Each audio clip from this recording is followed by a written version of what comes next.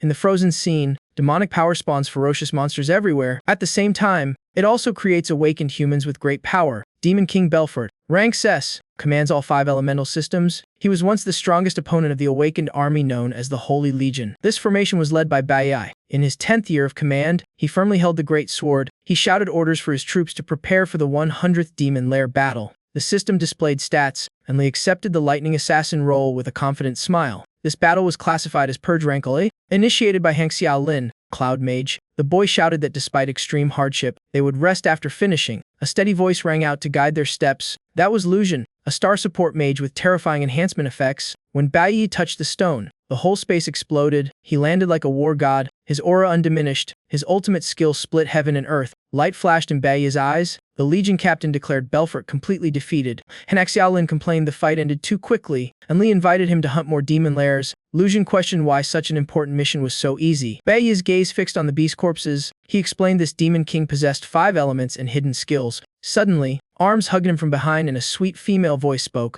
She hinted he should handle the group's feast and reminded him of their personal unfinished date. He blushed awkwardly and agreed to meet in the capital as usual. The girl pouted at his failed teasing.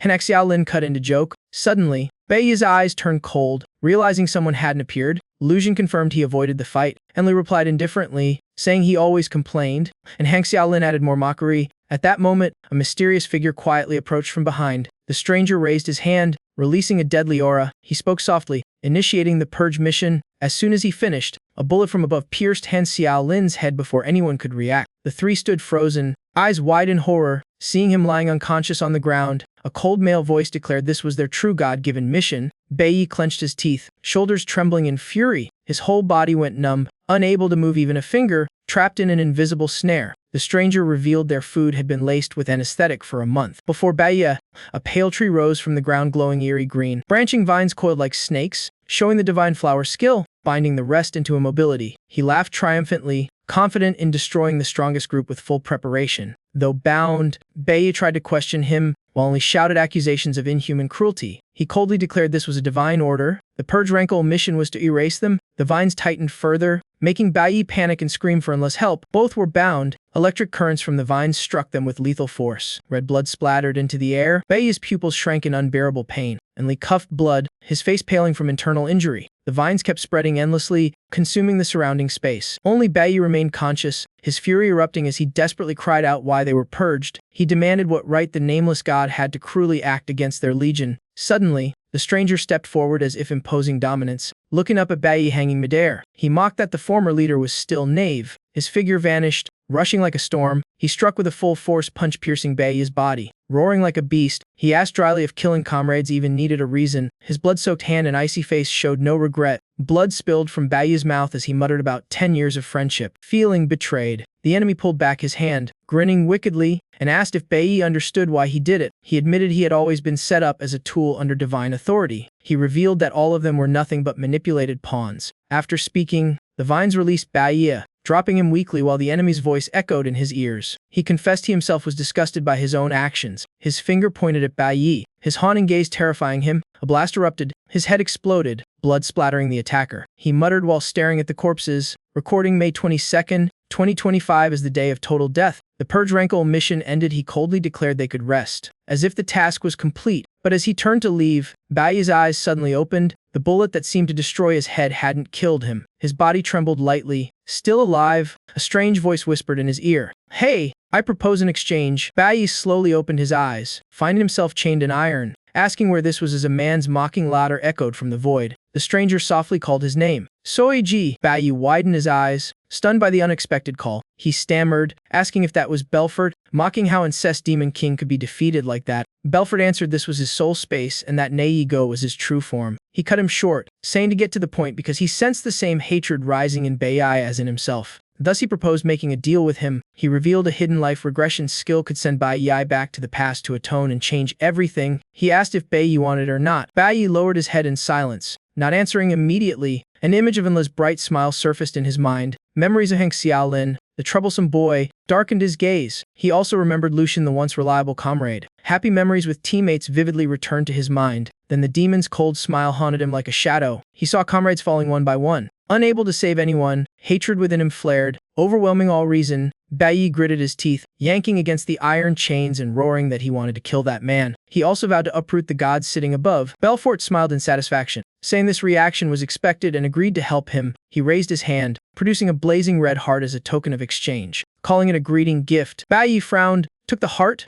and directly asked why Belfort wanted a deal and what the price was. Belfort stared at him, smiling wickedly but staying silent, making his vision suddenly go dark. He didn't know how much later, but a familiar voice called, "Bai, stop sleeping," and he suddenly woke. A woman in front scolded him to sit up, and he realized he was in 2005 at the Awakener Middle School in Vassal State Shenghe-gu. Bai froze when he saw his youthful smooth hands, realizing he had truly returned before awakening. Teacher Huang scolded further about his laziness before the big day, ordering him to stand at the back of the class. He awkwardly muttered her name, Teacher Huang, in his mind. He gaped in disbelief that he had reincarnated back to middle school. He deduced this was Belfort's power, a time regression ability that shocked him. Faces of classmates from more than 10 years ago suddenly appeared vivid before him. Obeying orders, Bai timidly walked to stand at the back. Teacher Huang slammed the desk and loudly encouraged the class with energy. She paused, then sternly explained the world contained 5 elements: lightning, flower, cloud, core, and star. Each person could only fuse with one element, like herself possessing the rare cloud element. She added that harmony between element and body divided into 3 types: combat, support, and special. The 5 elements, applied differently, could create countless professions. She gave an example. The school's strongest party had a star mage, a cloud warrior,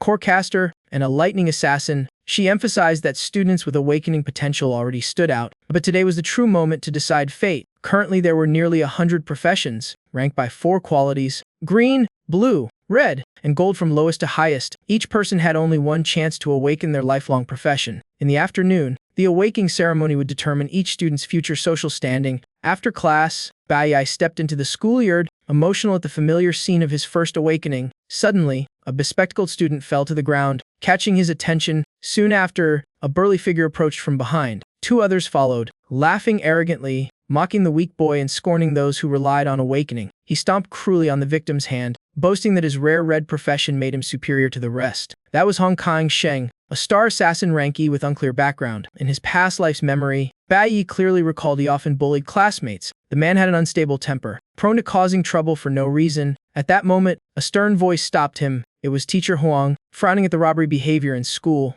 Hong Sheng still held the money he had taken, smirking loudly. He excused himself, saying the boy had bumped into them first, and demanded each be compensated with a milk tea. Treating it as natural, he even lowered his voice to provoke Teacher Huang, hinting at suppressing her with crude means. She ignored it, quickly helping the student and asking gently. He laughed and left with his gang, saying he spared them for now. But his gaze suddenly stopped, staring straight at Bai. He slapped Bai's shoulder hard, intentionally shoving, and spoke a challenge. He threatened he would return to settle scores with the weaklings. The victimized boy trembled, whispering apologies, but Teacher Huang gently reassured him he wasn't at fault. Seeing this, Bai inwardly judged her as strict yet kind, remembering she had helped him greatly after his awakening in his past life. From afar, a loud call drew the attention of all 3, announcing it was Teacher Huang's class turn for awakening activation. She stood firmly, scanning the room, reminding students to stay clear-minded to avoid risks in the crucial process. Bai followed the group of students to the gathering point, recalling this world had 2 forms of power awakening. One form occurred naturally, like Hong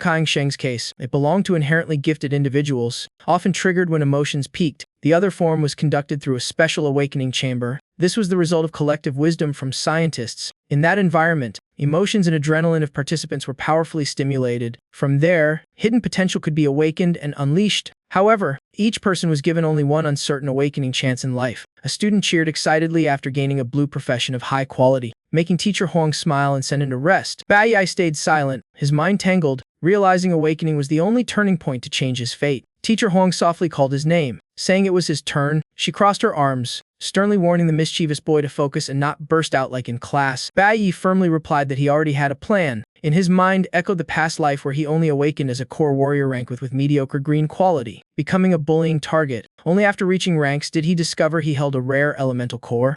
Now he anxiously wondered what profession this awakening would bring him. Bai stepped into the strange world, tense while awaiting his classification. Anxiety drenched him in sweat like a waterfall. the system suddenly flashed an error warning during the activation process. 5 different energies erupted, overwhelming him with dizziness. His body burned as the ground shook like an earthquake, leaving him disoriented. The Infinite Awakening program officially activated. Information appeared. With all 5 elements, he could choose any element or starting class, and completing a set unlocked new ones. He panicked, shouting, "Wait, what does element accumulation mean?" Then he lowered his voice, realizing he could freely choose a start and later expand professions. Colors could range from green, blue, red, up to gold. There were all kinds of roles, even rare ones. A confirmation system existed, but only the first profession was chosen. Later ones would be random. At that moment, Belfort appeared with a familiar smile, offering help. He clutched his chest, realizing this was the gift from him. The power opening ability had no limit. After choosing the first profession, the elemental bars vanished. He must think carefully before deciding. Outside, students grew restless, whispering about the long delay. At that moment, Bai stepped out. Someone shouted joyfully. Teacher Huang gently smiled, asking which profession he had received. Bai sighed, apologizing that the result would disappoint her. He said he had gained the core warrior class, the lowest quality. Hearing this, Teacher Huang's voice dropped in sadness. Then she comforted him, saying even the weak could shine if persistent. Bai frowned, rejecting comfort, but Teacher Huang insisted she understood his feelings. She advised him to rest since awakening consumed much energy. Suddenly, Hong Kongsheng mocked him with ridicule. He sneered that the teacher's encouragement was delusional. Bai's face darkened, his gaze cold. Teacher Huang was displeased, but Hong Kongsheng continued attacking verbally. He declared green quality was the lowest tier. He leaned close to Bai's ear, smirking that life was just like this. Only the strong were valued. The weak existed only for humiliation. In Bai's mind, the words the gods echoed repeatedly. Teacher Huang sternly questioned him, but he kept insulting and said Bai Yi would sit in the last row. Bai Yi wondered about the reason behind such discrimination. He replied that society was ruthless, and the untalented would be discarded. The strong always reaped benefits, while the weak had to serve as lowly laborers. He mocked the belief effort can change fate as a lie. To him, destiny was fixed from birth. The awakening school was just a small model of reality, and green quality would always be trash. He told Bai to go home and stop wasting resources. Unable to endure the humiliation, Bai crushed the cup in his hand. Water splashed straight onto the opponent's face. Drenched, Hong Kongsheng angrily shouted. Bai coldly replied he didn't want to hear another word from him. Hong Kongsheng smirked, cursing fully. He furiously swung a fist straight at Bai. Teacher Huang panicked, unable to stop it in time. It was the basic attack skill of an assassin, overwhelmingly strong. As he roared to kill Bai, but Bai stayed calm, his eyes blazing. He drew his sword, using the move object severing to block the strike. Hong Kongsheng widened his eyes in shock. Then he clenched his teeth, his face showing fear. With a single sword swing, Bai flung his opponent far away. He crashed down under the horrified stares of the crowd. Hong Kongsheng spat blood, his eyes trembling with fear. He looked at Bai, stammering in shock at what was happening. The situation was beyond his understanding. The students buzzed in disbelief, unable to trust their eyes. Bai rested the sword on his shoulder, coldly stating the weak class he chose along with the added attribute. Hong Kongsheng struggled to rise, sneering it was just luck. He bragged that he had a rare red class, far superior to trash. But Teacher Huang noticed something strange in Bai's combat. She declared he had just used an extremely advanced warrior movement technique.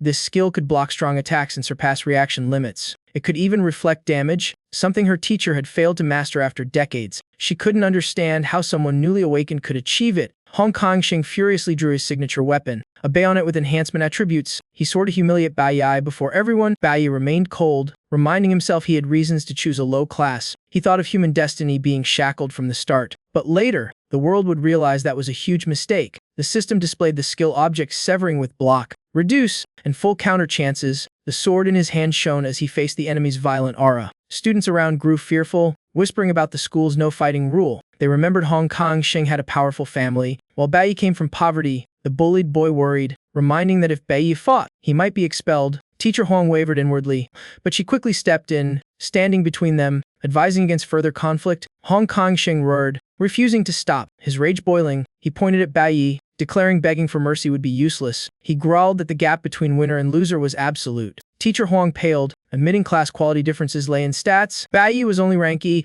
with weak base stats and 100% green quality, while blue and red classes multiplied stats by 1.5 and 2 respectively. Hong Kongsheng, also rank E, had doubled stats and strong attack skills. At awakening stage, the difference between their classes seemed unbridgeable. In terms of background, Bai was also completely suppressed. The bespectacled boy despaired, thinking Bai had brought this trouble upon himself. He believed survival meant staying away from those deemed trash. If one could avoid it, then enduring humiliation was the only option. Flexibility was the key to survival. Resistance only led to misery. Hong Kong-sheng immediately charged, unleashing a stronger move with added effects. Teacher Huang panicked, shouting a warning to Bai Yi. She hesitated, fearing Bai Yi couldn't withstand the speed and power this time. Hong Kong-sheng struck arrogantly, challenging his opponent. Bai Yi stayed calm, scornfully saying there was no need to dodge. At the dangerous moment, he used a high-speed skill that greatly boosted reactions. At the limit, the effect burst forth, letting him bypass obstacles. His figure suddenly appeared behind the enemy, leaving him terrified. Soon after, sharp pain spread through Hong Kong-sheng's body. He clutched his stomach, spitting blood. Collapsing to his knees, Bai Yi dismissed him coldly, calling him trash to be discarded. He walked away without a glance. Everyone murmured. None had clearly seen what happened. The bespectacled boy laughed, while Teacher Huang was stunned. Even she hadn't caught it. A female student rested her chin. Observing thoughtfully, she guessed Bai Yi had combined speed skill with advanced defense, but she couldn't understand how he inflicted damage in just an instant. A simple move taking down an enemy so fast was unbelievable. Sei Yin, the class monitor, noticed Bai Yi not only mastered warrior basics but combined them skillfully in combat. Dotting his quick calculation ability, students kept whispering about Hong Kong-sheng's defeat and Bai Yi's actions. Sei Yin secretly observed, questioning his mystery. As he left, the system reported gaining 50 profession XP, 50 elemental XP of rank, with scoring based on damaging a star element opponent. He thought 50 points were too little and that he needed to grind more. Hong Kong-sheng struggled up, hoarsely shouting he wouldn't let Bai Yi leave. He grabbed a sword from the ground and charged to kill, but before reaching, a calm voice stopped him, making him falter in fear. It was Hong Liang, the Awakening Academy's middle school director, coldly warning against chaos. Hong Kong-sheng nervously called him uncle, while Bai Yi glanced at Hong Liang, wondering about his identity. Hong Liang strictly ordered dispersal since everyone was tired, telling students to return and report their awakening to families. He emphasized today was the weekend and advised them to rest early. Upon hearing the order to go home, Bai Yi's face suddenly changed. Shocked, Hong Liang glared, sternly asking if he knew the school's no fighting rule. But Bai Yi barely heard, his mind chaotic, panicking if his slow response was due to rebirth. A flash of the past appeared.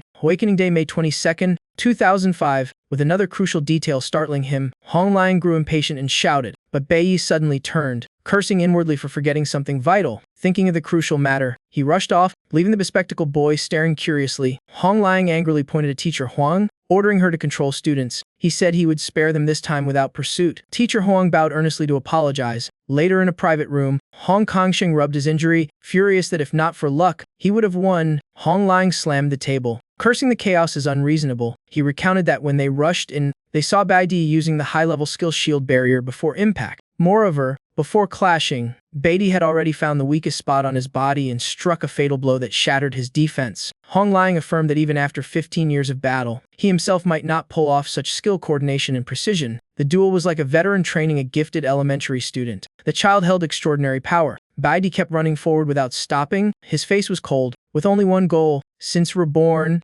beyond revenge. He must stop the coming tragedy. He halted before a towering building. He wiped his sweat and let out a heavy sigh. Memories of the man who terrified young Bai Yi with overwhelming power flooded back. He clenched his teeth with resolve, ready to sacrifice to prevent it. On May 22nd, 2005, at exactly 18:07, a man sat on the sofa flipping through Viv. He slapped his thigh, laughing loudly with uncontrollable joy. In the kitchen, a woman quietly washed dishes in peace. A boy pushed the door open, and the man happily asked why he was home early. The boy stood still, fists clenched tightly with tension. His gaze longed toward his mother through the kitchen glass. With teary eyes, he whispered, "Mother." His heart burst with relief seeing his mother alive. Feeling so lucky, his mother signed that today she would cook his favorite sour spicy noodles. Bai Yi held back tears, forcing a smile, and signed that he wanted sour fish soup instead. She signed back that it must wait until tomorrow since she planned noodles today. Before she could explain, he urged her with signs to buy it now because he craved it. Seeing him so earnest, she smiled softly and agreed. Waving her hand in surrender, she turned to prepare, while Bai Yi quickly followed, asking to go along. Suddenly the man on the sofa shouted that the mother going alone was enough. He scolded his son for forgetting manners, not greeting his father upon returning home. He reminded that today was May's Awakening Day, stressing its importance. Bai Lin leaned on the wall with a mocking smile, ordering his son to share good news. He, an all-rank level 26 electric warrior, bragged about his strong stats and said he came home early to celebrate. Bai Yi calmly stated he had missed the awakening time. The others mocked that he hadn't awakened yet since the time was long over. leaving Bai Lin puzzled why he came back early. Bai Lin declared his son had awakened a blue-class profession. Insulting both father and son as useless, those words cut deep into Bai's tender heart. Bai Lin arrogantly believed his son should at least awaken a red-class job, since he himself had awakened red back then despite hardships. He boasted of raising his son with hardship and sacrificing everything for his future. He pressed his face close to Bai, demanding word by word what profession it was, while the boy only lowered his head in silence. When Bai Lin released his profession power, he saw his son's awakening result. Bai stammered that he had not awakened yet. Before finishing, a wine bottle was hurled straight at his head. Bai Lin coldly saw the result. Green light appeared,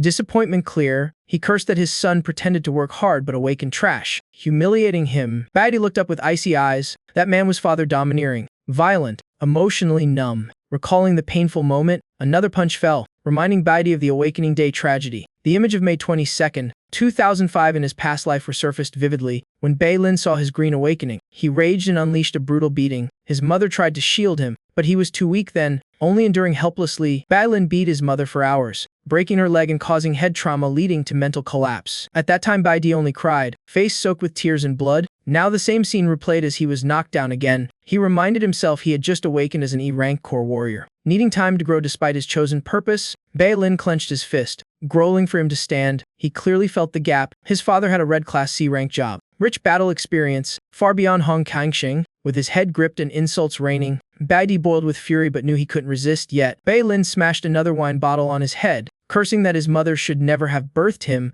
Inside, Bai swore never let his mother suffer again. Fortunately, he managed to take his mother outside safely. Right after, the sound of shattering objects signaled a new incident. Looking back, he saw his mother Ru Yun returning early, trembling and dropping her bag. He blamed himself, wondering if she came back early because she worried he was hungry. Before, Ru Yun had hurried home from worry, deepening his inner torment. Seeing his wife appear, Bai Lin instantly turned grim and roared in fury. He glanced back at his son with contempt, saying the mother birthed trash. In prison, a death row inmate wondered why he evolved so early from green to higher rank. A rare case, that man was shocked, not understanding how Bai advanced so soon. Only 1 in a million could evolve from green to platinum. The inmate reminded that this place was only for death row prisoners, an abnormal confinement. Bai lowered his head briefly, then shouted that man had dared beat his mother to death. His eyes suddenly turned hollow and icy. Memories overwhelmed him when Bai Lin shifted his gaze from mother to him, freezing the air. Without hesitation, Bai Lin shouted and shoved Bai down. The crash of furniture echoed with pain. He pushed himself up, spitting blood. Even without skills, an awakened still held overwhelming power. He told himself he must not collapse because his mother was in danger. Ru Yun witnessed it, choked with pain, and rushed to her son in fear. Maternal instinct drove her to shield him, making Bai unwilling to accept it. Bai Lin slammed the door shut with cold decisiveness. He turned back, eyes sharp as knives, questioning if mother and son wanted to die. He gritted his teeth, saying when he learned his wife was pregnant, he hoped the son would be his chance to rise. He grabbed a chair, boasting he alone had fathered a son to carry on the line. With the chair scraping the floor, he shoved his face close to his wife, yelling that the Bai family's honor rested only on him. Ru Yun looked in despair at the man she once lived with, now like a bloodthirsty beast destroying the family. Bai Lin screamed, cursing his son for awakening useless green. He blamed his wife, calling her the cause of birthing trash. Ru Yun stood firmly in front of her son, not moving an inch. As the chair was about to smash her head, green light flashed and the skill shield barrier blocked it. The extreme speed effect activated, knocking the chair from his hand. Caught off guard, Bai Lin staggered back a few steps. Bai glared at him, vowing he would never touch his mother. Seeing scratches on his clothes, Bai Lin laughed loudly with amusement. Ru Yun trembled behind, heartbroken and terrified. Bai Lin twisted his neck joints, eyes cold but excited, sneering grown up. Huh! He grinned wickedly, stepping slowly toward his son. Bai stared intently, planning to stall him, but instantly, Bai Lin darted forward like wind, aiming his blade at him. Bai gripped the sword hilt, ready to use object neutralization to cancel damage, but his father's strength snapped the sword instantly. Then he shattered the guard stance and landed a thunderous punch on his chest. Bai spat blood but kept his eyes locked on him. Enduring the crushing gap, Bai Lin roared, unleashing speed boost with lightning, making each strike more vicious. Ru Yun sobbed, watching her son struggle under the brutal blows. He lipped up, snarling mockery that his son had some courage. Bai clenched his teeth, refusing to dodge, bearing it head-on. Bai Lin sneered that such bravery was meaningless. With a trash job he could only die. But Bai stared straight at the man who ruined his mother in his past life, swearing it wouldn't repeat. He snorted, mocking that naive awakening. When sudden urgent knocks sounded on the door, he ignored it, swinging a steel chair down while shouting. As Ru Yun clung tightly to her son, with no response, the outsiders pounded harder, demanding the door open. Mother and son trembled inside while he cursed angrily at the disturbance. Baidi instantly realized the people he awaited had arrived. Seething, Bai Lin Sheng yanked the door open, roaring who dared disturb him. At the door stood two investigators, Li Gang, and a rank-red deputy captain, scolded for opening late, with Chen Jinwu, a C-rank blue, watching beside. Bai Lin Sheng froze at their appearance, suddenly fearful. Asking why the deputy captain had come, Li Gang showed a warrant, saying they were hunting the fugitive Snow nearby and asked if he'd seen anyone suspicious. In the photo, the wanted man's face was hidden. Grinning defiantly, Bai Lin Sheng faked a smile, saying that man was famous on TV and he would report it if he saw him. Li Gang glanced inside, seeing Ruyun holding a bloodied Bai Dai, supporting him and touching his wound. He immediately pressed for the boy's condition. Bai Lin Sheng covered up, saying his son fell while buying vegetables, but Beatty spoke out, insisting his father beat him. Bai Lin Sheng's face instantly darkened heavily. 18 minutes earlier, after rebirth, Beatty had planned to spread fake news about Snow to lure guards, buying time and cornering his father.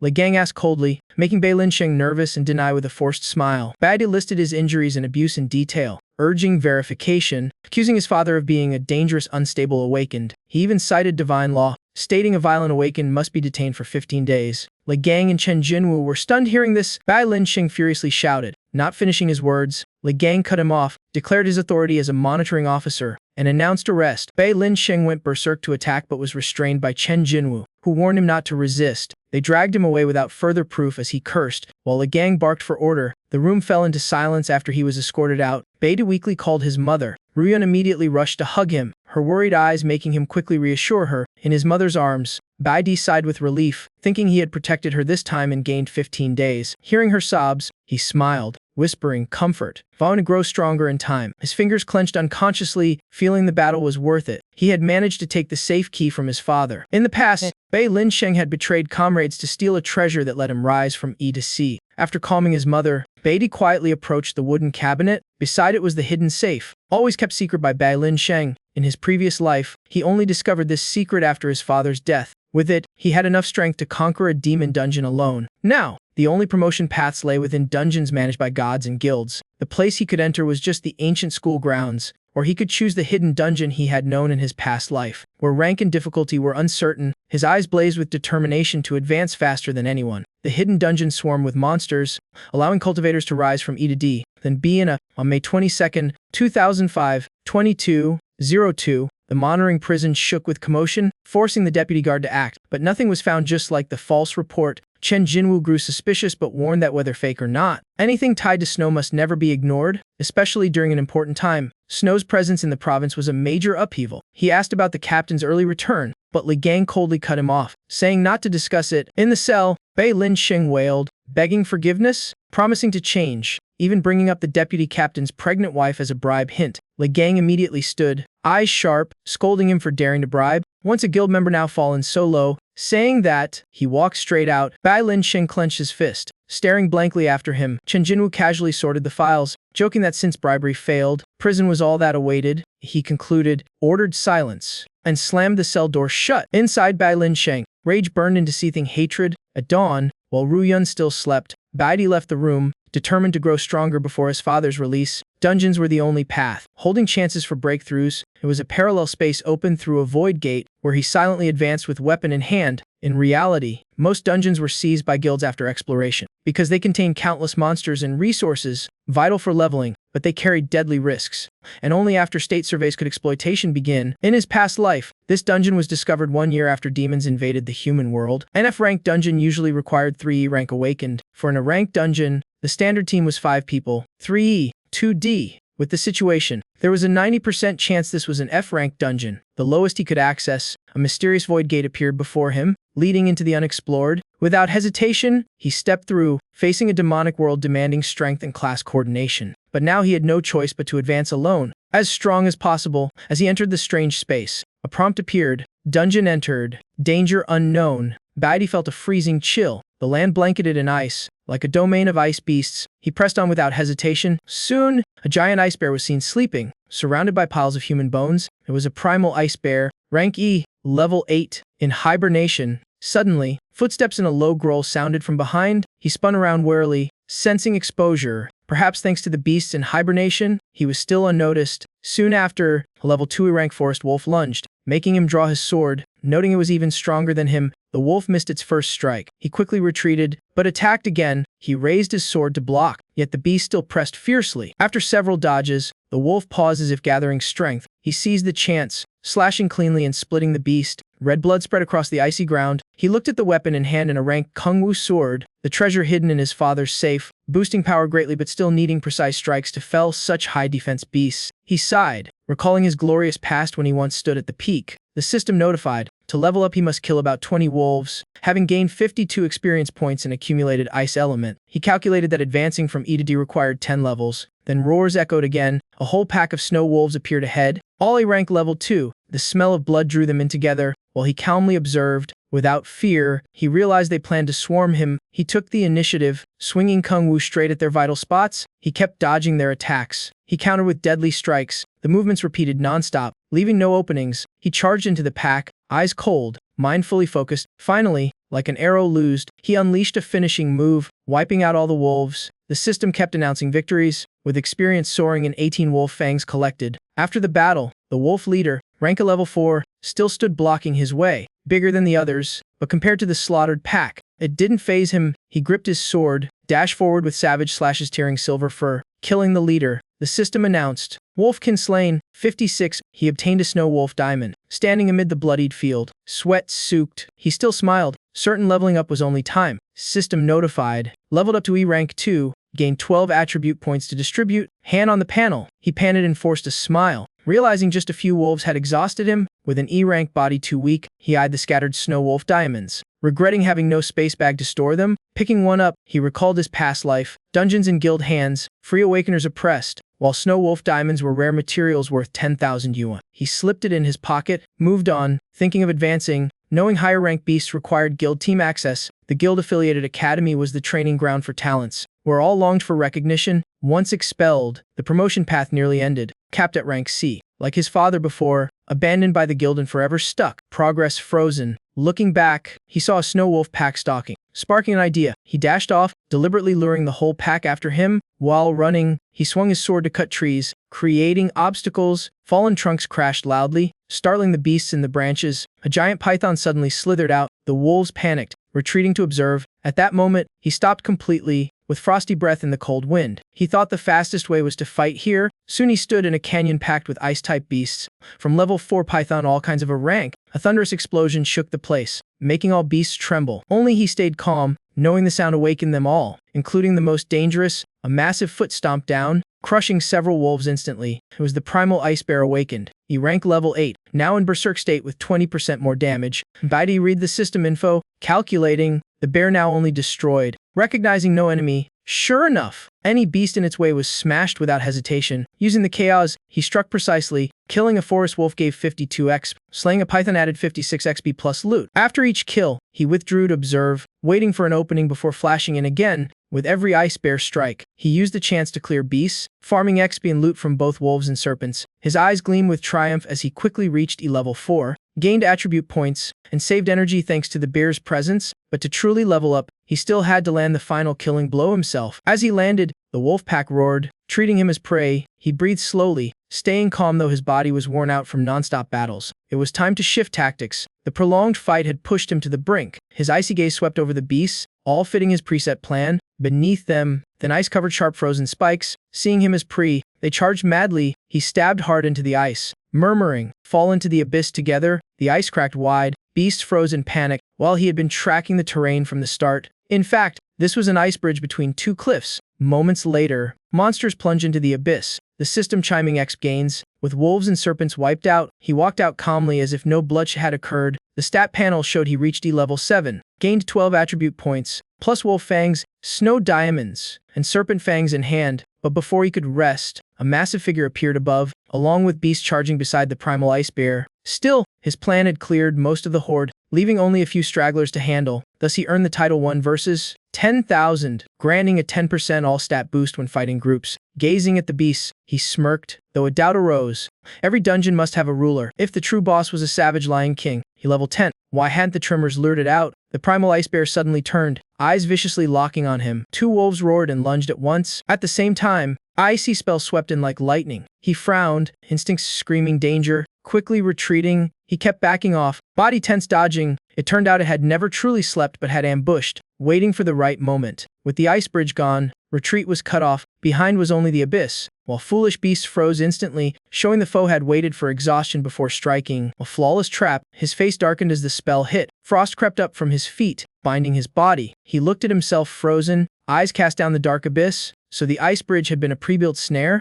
It only needed to appear at the last moment to reap the harvest. It's hard to believe a low-level cave hides such an intelligent leader. System displays. Domain Lord Shiwang Tanbao, level 11 grade D. Ice Element Mage, with 2 deputy demon apes level 10 grade E surrounding him. One demon ape stares at him with malice, a sinister light flashing in its wicked grin. The ice covered his body, leaving only his determined eyes open. Without fear, as his body was about to be fully frozen and the temperature dropped, he gritted his teeth to find a way out. At that moment, Chuzi Shuanglin gestured with his hand. The giant ape charged forward with a triumphant grin. Imprisoned in the ice, he could only watch the violent strike about to fall. At that instant, the ice cracked apart, and he broke free. Ready to fight, he seized the moment as Chuzi Shuanglin noticed the anomaly. With lightning speed, he delivered a finishing blow to the demon ape. System reported, blocked in 0.09 seconds. Reflected all physical damage. Struggling to stand and gasping, he realized breaking the ice had drained nearly all his strength. System confirmed awakening state triggered, trading freedom for energy depletion. Wiping blood from his lips, he analyzed, the enemy needed cooldown time. This was his chance to turn the tide. Yu watched Chuzi Shuanglin closely, determined to strike before things worsened. He clenched his fist tightly. Instantly, a pack of ferocious wolf bears appeared from the void. The sight made his blood boil, teeth grinding hard. Ice Bear also stepped forward, identity clear. Ice Element Beast, grade level 8. Cold sweat trickled down. He knew fire countered ice, but he was already exhausted. Even handling 2 demon apes was hard. Now with a beast pack it was even more perilous. He hesitated briefly, realizing he was trapped with no escape. A demon ape led the charge. Fierce and menacing, he quickly raised his shield to block the sudden blow, inwardly knowing his chance to win was nearly zero. The second demon ape also lunged in, coordinating relentless strikes. He was forced to retreat several steps continuously, yet his eyes still blazed with determination. Vowing not a bow, the ice bear slammed the ground, making the area quake. He had to dart to the side, swift as an arrow. Though his body trembled from the cold, his gaze remained fixed ahead, resolute. The demonic beast frenziedly encircled him. His stamina had bottomed out. Chuzi Shuanglin curled his lips in a haughty smile. He unleashed violent ice magic. Blast of cold rushed like a storm. He was horrified,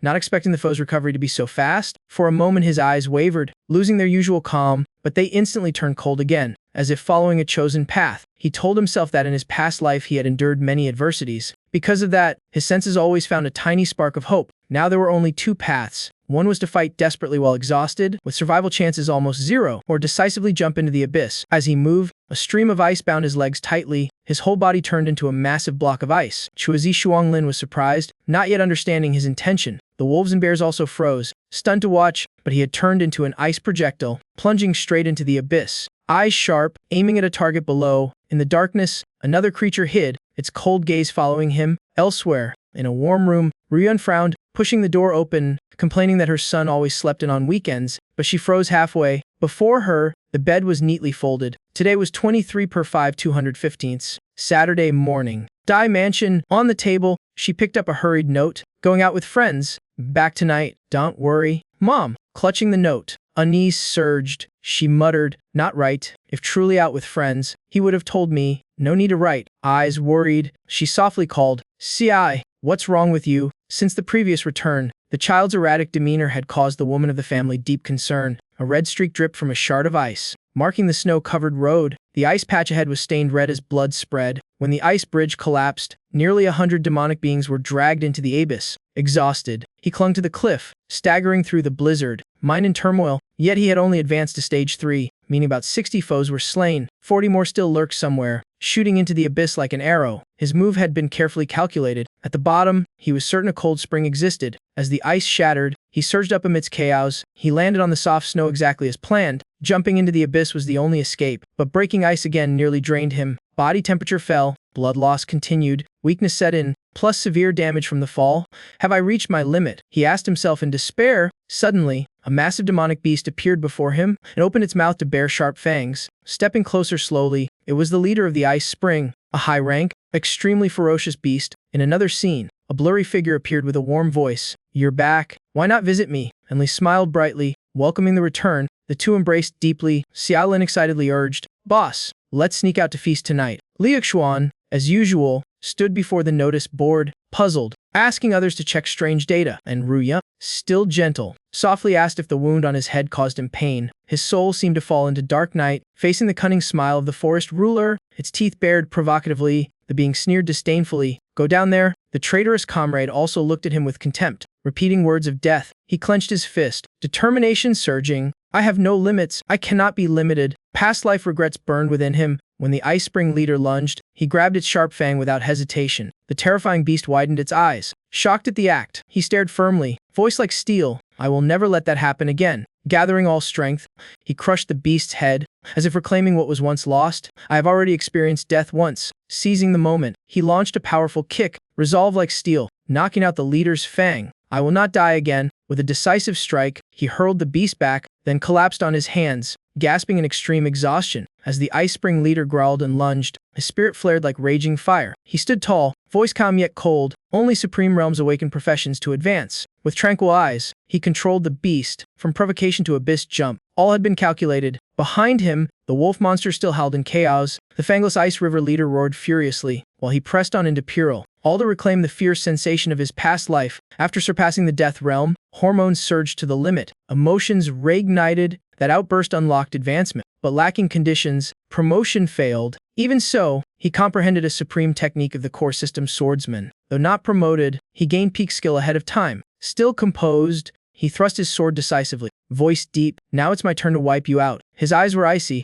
unwavering, ready to fight. The Ice River leader, sensing provocation, roared in fury. Behind, the giant snow bear charged ferociously. He spun and unleashed a flawless sword strike, shouting the command, "Pure Land." As the skill activated, his gaze flared violently. The beast was instantly cleaved in half, collapsing. System reported continuous experience from wolves and bears. Even the Ice River leader perished, yielding significant rewards. His hands burned with power, raised high in victory. System announced loot, upgrades, stat points, stamina restored, fatigue erased. He clenched his fists, eyes blazing. Received a special title in superior ice resistance. Looking up at the steep cliff, he whispered, "It's time to return for what's missing." While wiping his sword, he pondered. At grade 8, his power was overwhelming. Ultimate skill allowed concentrated damage in sweeping foes, but to trigger it required accumulated pain and exhaustion. Through this, he had fully recovered. Gripping the perilous cliff, he carefully climbed. System reactivated recovery. While climbing, he worried how long he had been trapped inside. He must return soon or his mother would be troubled. Storm winds howled, swirling across the sky. Distant bases lay buried in silent snow. Inside, Chuazi Shuanglin sat solemnly among slumbering subordinates. It closed its eyes silently, still as a cold statue. A faint sound echoed, its crimson eyes cracked open, cold light flashing. A strike from the roof of the base jolted the demon apes awake. Bayi descended, voice icy. "We meet again. Now you've reached peak E10. With experience from the Ice Bear still stacking, in the real world. Night at 23 per 5 2015. The clock struck 11. Ruyun stood by the window, heart restless. She wondered anxiously, where has my son gone? The prolonged delay made her even more fearful of misfortune. In the dark cave, a sudden noise startled Chuazi Shuanglin awake. The strike from above shocked the underlings. Some jumped up immediately, scanning the situation. Before them lay the corpse of the Ice Bear, huge like a floor carpet. Bai stood tall upon it, voice icy. "We meet again." Around him, piles of wolf corpses lay in chaos. The forest leader still sat behind the apes, unmoving. He raised his head, sneering with contempt. Without hesitation, the apes charged fiercely. One rushed forward, unleashing a vicious strike. Bai's eyes blazed even fiercer. He swung his sword to block, then countered with a decisive slash. One ape fell. System awarded 70 experience. Blood splattered, and through the crimson veil he saw the leader's shocked gaze. It did not sit still, roaring as it leapt up and swung its staff. Mana erupted, casting a violent ice storm. He did not retreat, boldly charging forward.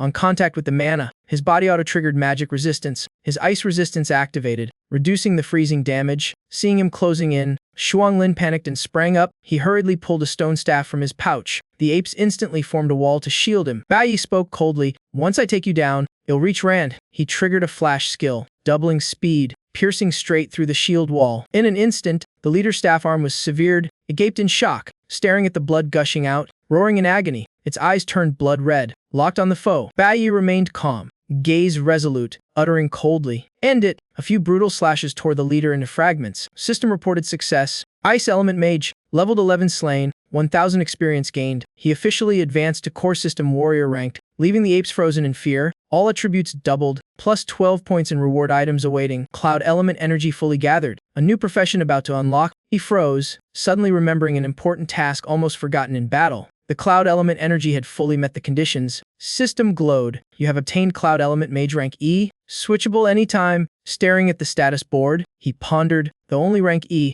With 200% stats, my power equals a core system warrior ranked. Next notice, receive D rank artifact, mana stone 40 elemental force, 40 spirit force, spell range 50%, and a D rank magic pouch with 20 items. The demon apes gawked as he calmly collected all loot from the leader's corpse. He smirked faintly. A few small fry remain. He'll clean them up too. He instantly switched to Cloud Element Mage state. His excited voice rose. Let's test this new profession I've never used in the real world. Dawn of Sunday, 24/5/2015 arrived. At Xiaoyu's home, Ryun sat haggard, face pale from worry. The door creaked open. Bai quietly stepped inside. She looked up, eyes still wet with tears suddenly widening. Bai whispered softly, "Mother, sorry to keep you waiting." Ryun burst into joy, hugging her son tightly. He asked gently if she had waited and even not eaten. He proposed, "Mother, let's move away and leave him forever." Plan ready. He used the D-rank magic pouch, bringing only prized items and essential weapons. Below, a merchant inspected the diamond and offered 800 yuan. Bai firmly shouted 8,000. The man balked, haggled up from 2,000 to 3,000, finally grudgingly accepted 7,000 under his insistence. He pocketed the money, pleased, knowing the gem's true value from a past life. With the money he could afford a decent house for his mother.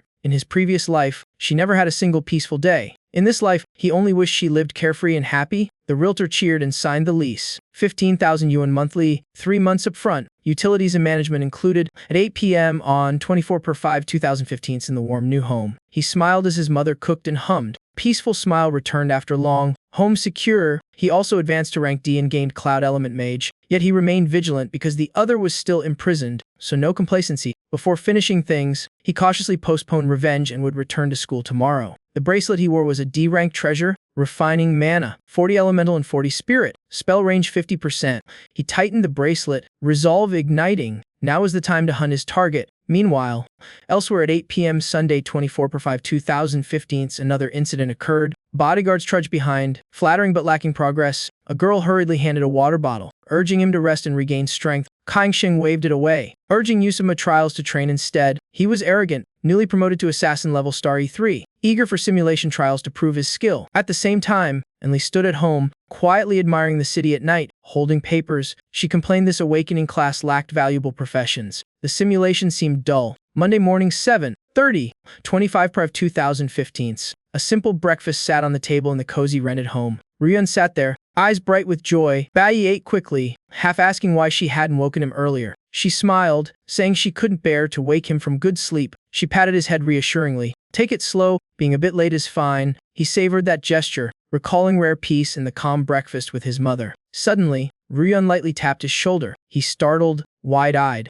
asking if something was wrong. She smiled, hinting at a gift, asking if he wanted toys, books, or gadgets. Bai laughed innocently. Since when is mother wanting to give gifts? She pointed to the calendar, revealing his birthday next week. Seeing 31/5 circled red, he realized it was his birthday. He sadly remembered in his past life his mother died and his birthday was forgotten. Biting a piece of cake, he pondered what he desired most. Looking at his simple mother, he smiled. What I once longed for, I now have. He quietly chewed the bun in silence. His eyes flashed with fierce determination. The next target was clear. Deal with that person at the Awakening High School. In the distance, the teacher's voice echoed on the field, reminding students about the weekend break. The combat instructor struck the table, solemnly announcing the start of health simulation training. Stressing its importance, the teacher stood upright, declaring the secondary school was directly under a mysterious organization, which monitored every student's actions. The simulated battle drill was the first chance for students to show ability after awakening, and it was also the junior high graduation exam broadcast entirely. Moreover, the top individual would be invited to join the high school cohort on a special cultivation trip.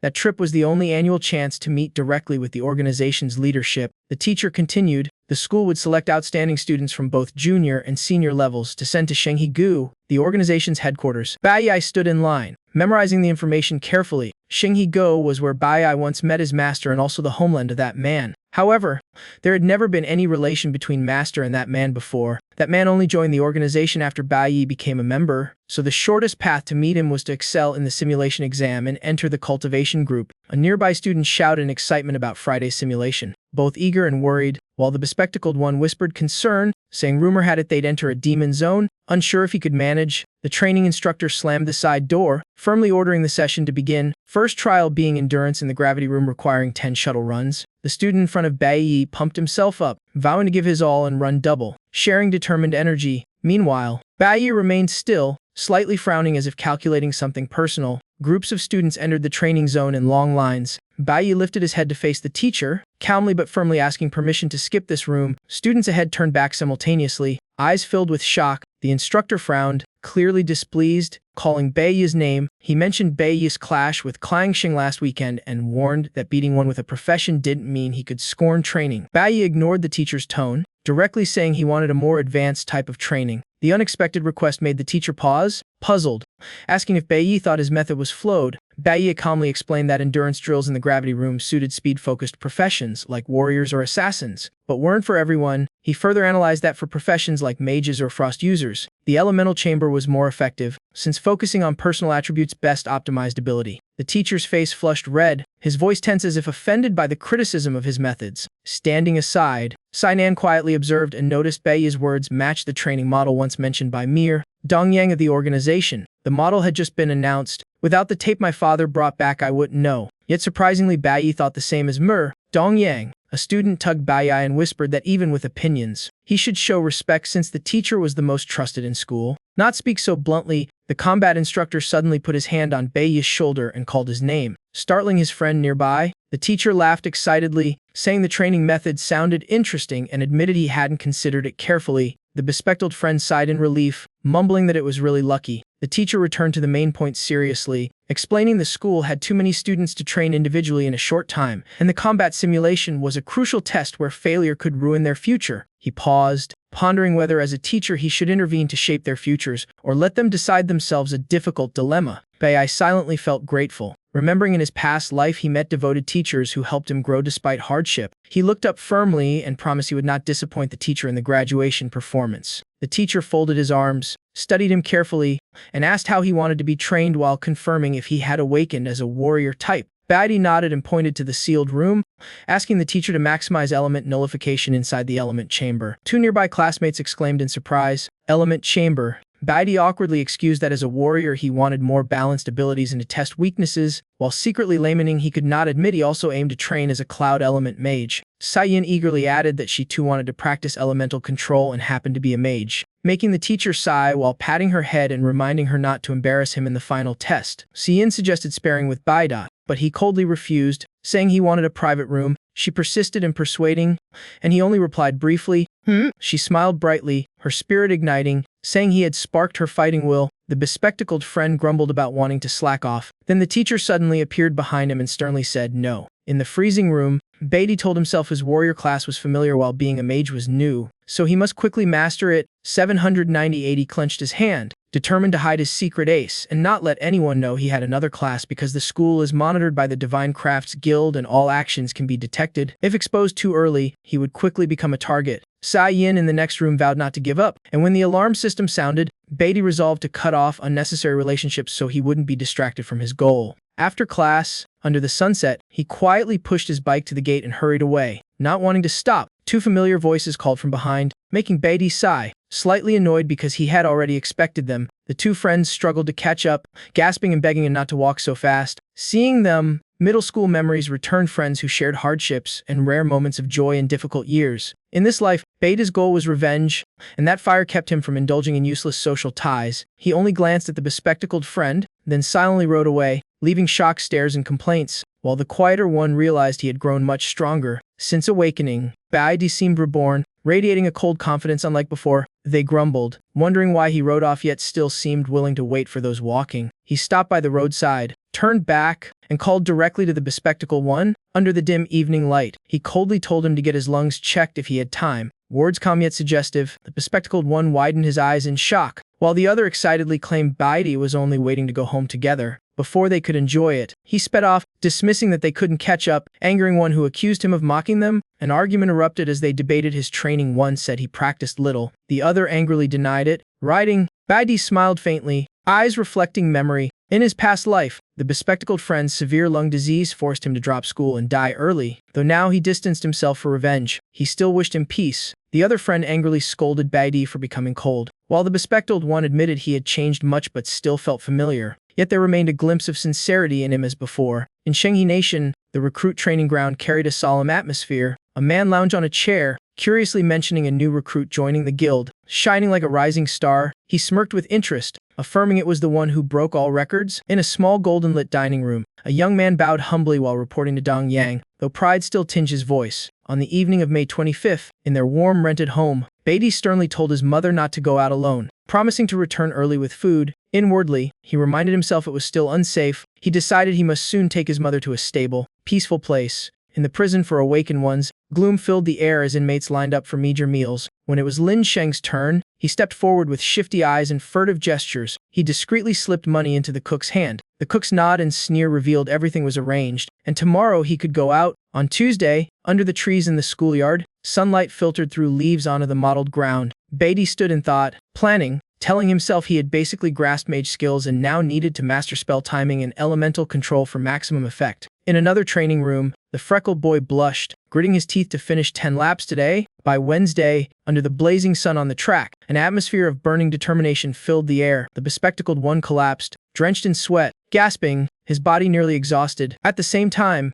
Baidi walked out of the training room, calm and sharp-eyed as if just overcoming harsh trials. Two friends eagerly invited him to dinner, but he firmly refused, coldly saying he had to go home early. The freckled boy lost enthusiasm, spoke indifferently, his eyes clearly disappointed. Baidi waved him off and coldly remarked that his marksman skills were too slow and he needed more hand training. Hearing that, the freckled boy immediately cheered excitedly. On Thursday afternoon at the school clinic, the doctor carefully examined the lung film and seriously said it was fortunate to check in time. He explained the tumor in the lung was growing fast, very dangerous if treatment was delayed. He advised going soon to a big hospital for surgery, after which it would stabilize. The bespectacled one weakly nodded thanks, promising to schedule next week. In his mind echoed Baidi's earlier warning to check his lungs, shocking him that Baidi knew of the illness he himself hadn't realized. Without regular checkups and the T-scan, the dangerous tumor might have silently grown. Baidi's mysterious change unsettled him. The bespectacled one descended the stairs heavily, mind tangled with unanswered questions. Passing the hallway, he overheard students chatting excitedly, discussing Jiang Sheng cheating to level up quickly. Some doubted it, since normally one must risk in demon caverns to advance, but a voice revealed he had a private cavern at home simulating a battlefield to level safely. Hiding behind the wall, the bespectacled one held his breath, while the voice excitedly mentioned someone who dared to challenge Jiang Sheng last week. After class, they planned to gang up on that person to avenge last week's incident, their mocking laughter exposing their glee. This time, word was even carried a weapon to school, clearly intending to threaten or kill to assert dominance. Making the boy's heart clench in fear, he immediately bolted out of school, running as if chased, mind chaotic, repeatedly telling himself the situation was dangerous. The image of Jiang Sheng's cruel smile and his gang lying in ambush haunted him, making him imagine a trap in a deserted alley.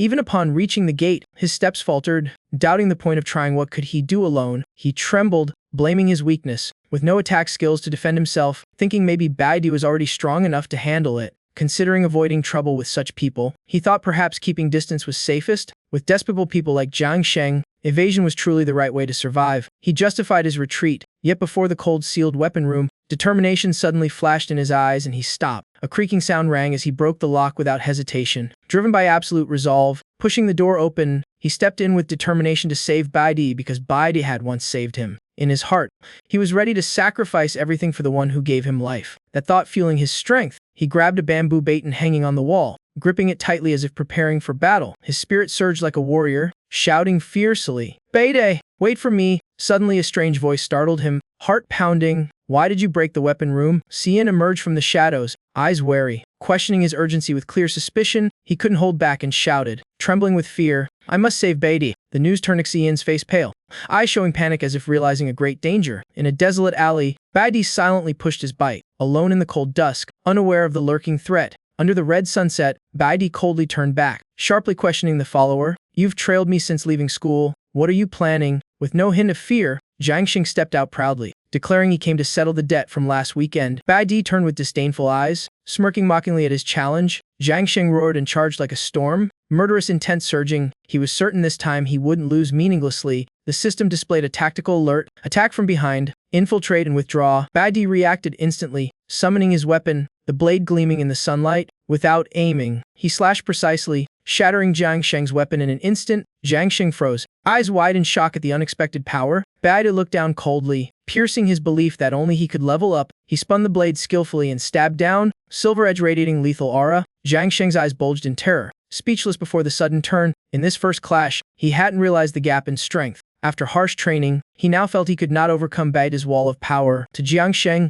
Baidi loomed like a massive authority, exuding crushing pressure. He screamed in panic and resentment, demanding how far Baida had advanced and by what means. He raged that he had risked his life in demon caverns but only gained 4 levels. Unable to understand Baida's faster progress, Baida's face stayed cold, mocking his reckless idea with scorn and irony. Under the sunset, Baida's blade stopped just inches from his head, slicing the air with icy menace. His voice rang out, cold as ice and threatening without exaggeration. Jiang Sheng, furious yet powerless, screamed that he was now in Baida's hands, even insulting his family. Suddenly Baida lowered his voice, calmly remarking that despite tailing him all the way, he hadn't chosen ambush or brought cronies, he only wanted to test his strength. That remark cut into Jiang Sheng's pride, making his face burn with anger. He roared furiously, demanding to kill or be killed, while Baidi mocked that he had misunderstood and withdrew his earlier words. By the wall, the bespectacled one and Xi Yin held their breath, eyes filled with worry yet faint hope at the scene. The situation now allowed them to stay silent without acting further. Baidi suddenly changed expression, stared at Jiang Sheng, and proposed a deal, saying he had waited long. I know a method for you to strengthen your power and improve speed. In return, you must hand me an item. On Friday, May 29th, in the school auditorium, tension rose as the teacher announced the end of training and the start of real combat simulation. He paused, scanning the students, then stressed he had one warning before proceeding. Though called a simulation, you will actually step into a real demon cavern. The barrier suppressed most of the cavern's power, but dangers remained. In dim light, the teacher sternly yet encouragingly warned of fierce demon beasts and told them to judge their own abilities, avoiding recklessness. For safety, the school invited top senior students as guides. They wouldn't fight directly but would intervene in life-threatening danger. Combat groups would have 4 to 5 members, each led by a senior with several juniors entering the mission. Additionally, students could choose challenges at F rank or A rank. The teacher gravely warned that A rank was extremely difficult, only for the strong, and failure could cost credits and harm their future. He signaled to start choosing difficulty. Once all decided, the school would assign teams by level and ask those wanting E rank to raise hands. Among the rows, only a few hands rose shyly, while Xian confidently lifted hers high. Beside another student, Jiang Sheng was cold and decisive, exuding his usual arrogant momentum. The bespectacled one whispered to the freckled friend, both surprised and worried at their confidence in choosing danger. The freckled one laughed boldly in challenge. The teacher checked the list and announced, 180 students total. 8 chose E rank. Sai Yin was surprised that Baidi did not. He continued, saying the rest would be randomly assigned to lower-level maps. Suddenly a hand rose. Baidi firmly requested the school's higher-level challenge. Voice resolute. Under flashing lights and suffocating astonishment, Baidi's daring declaration stunned the combat teacher. The crowd took a moment to process, then erupted in shocked shouts echoing through the hall. From the shadows, Jiang Sheng glared at Baidi with dark eyes full of jealousy and suspicion. The teacher, astonished and trembling, asked if he was joking who would choose a D-rank place. A cold voice cut through, breaking the atmosphere, drawing Baidi's gaze. It was Hong Liang, face stern, firmly opposing as he claimed D rank was beyond normal students' limits. Baidi calmly replied with cold eyes that the guide never forbade D-level trials. He stressed that combat rules allow free choice, and the school's goal is to find talents with courage, strength, and aptitude. His mocking tone questioned if the teacher wanted to strip him of the chance to prove himself. Hong Liang flushed angrily, arguing that the abyss required teams. No one could go alone. Baidi bluntly declared he was capable enough by himself. Hong Liang sternly invoked safety rules to absolutely forbid solo entry. Unexpectedly, Qian spoke up, eagerly declaring she would choose D-level. Her radiant face and bright eyes made the hall erupt in shock again. Hong Liang panicked and scolded, mentioning her father, but Qian firmly insisted she wanted to conquer and excel. Her words only fueled Hong Liang's fury. His face turning crimson, Baidi coldly glanced at Qian's fervent expression. He firmly refused to join, stating he would go alone. In the suffocating atmosphere, Qian blushed angrily, but the combat instructor gently stopped her, implying resistance was useless. Hong Liang seized the chance, shouting harshly that both were arrogant despite just awakening. The combat instructor pondered, noting only Baidi and Qian registered for D-level, but no senior dared to lead. At that moment, a hand rose with a proud voice volunteering. Xiling appeared with his group, arrogant and overconfident, declaring himself like a protector. The teacher, seeing Xiling step up, nodded in relief. Feeling reassured, Qian edged closer to Baida, whispering cautiously that Xiling was about to join the Supreme Corporation. Baidi silently observed the young man, eyes sharp, weighing him in thought. He had never heard of that organization's name. In contrast, Zealing glanced at Baidi with contempt, smirking as if he were a reckless weakling. Soon after, the combat instructor signaled assembly, sternly announcing team division was complete. He declared the examination begun. The whole process streamed live by pro devices. He urged students to give their all to fight for the top ranks. Baidi calmly faced forward, eyes firm, unmoved by the words. The school, built above a massive abyss now cleared, seemed to beckon Baidi to test will and strength. In the tense hall, magical light gates opened, leading to mysterious instances. Students passed through one by one to embark on proving their courage and power. Large complex abysses usually contain many small low-level zones for training. The levels were strictly ranked from F to D. They ensured proper challenge without exceeding students' limits. As the group crossed the gate, the simulated combat began, fully streamed to the school. Baidi led with Zealing and Chi Yin, reminding himself to hide his trump card, since the Lingyu Abyss held what he needed. The three, each with different moods, finally stepped into the cold darkness of the abyss. Xiling held his head high, boasting he would protect them since he had conquered a D-level instance before. Qian curiously asked about monster strength, and Zealing calmly explained most range from E5 to D5, rarely D-tier or bosses. He sternly emphasized never to underestimate high-rank E-monsters. They had terrifying speed and power, like chicks before claws for rookies. Qian nodded seriously.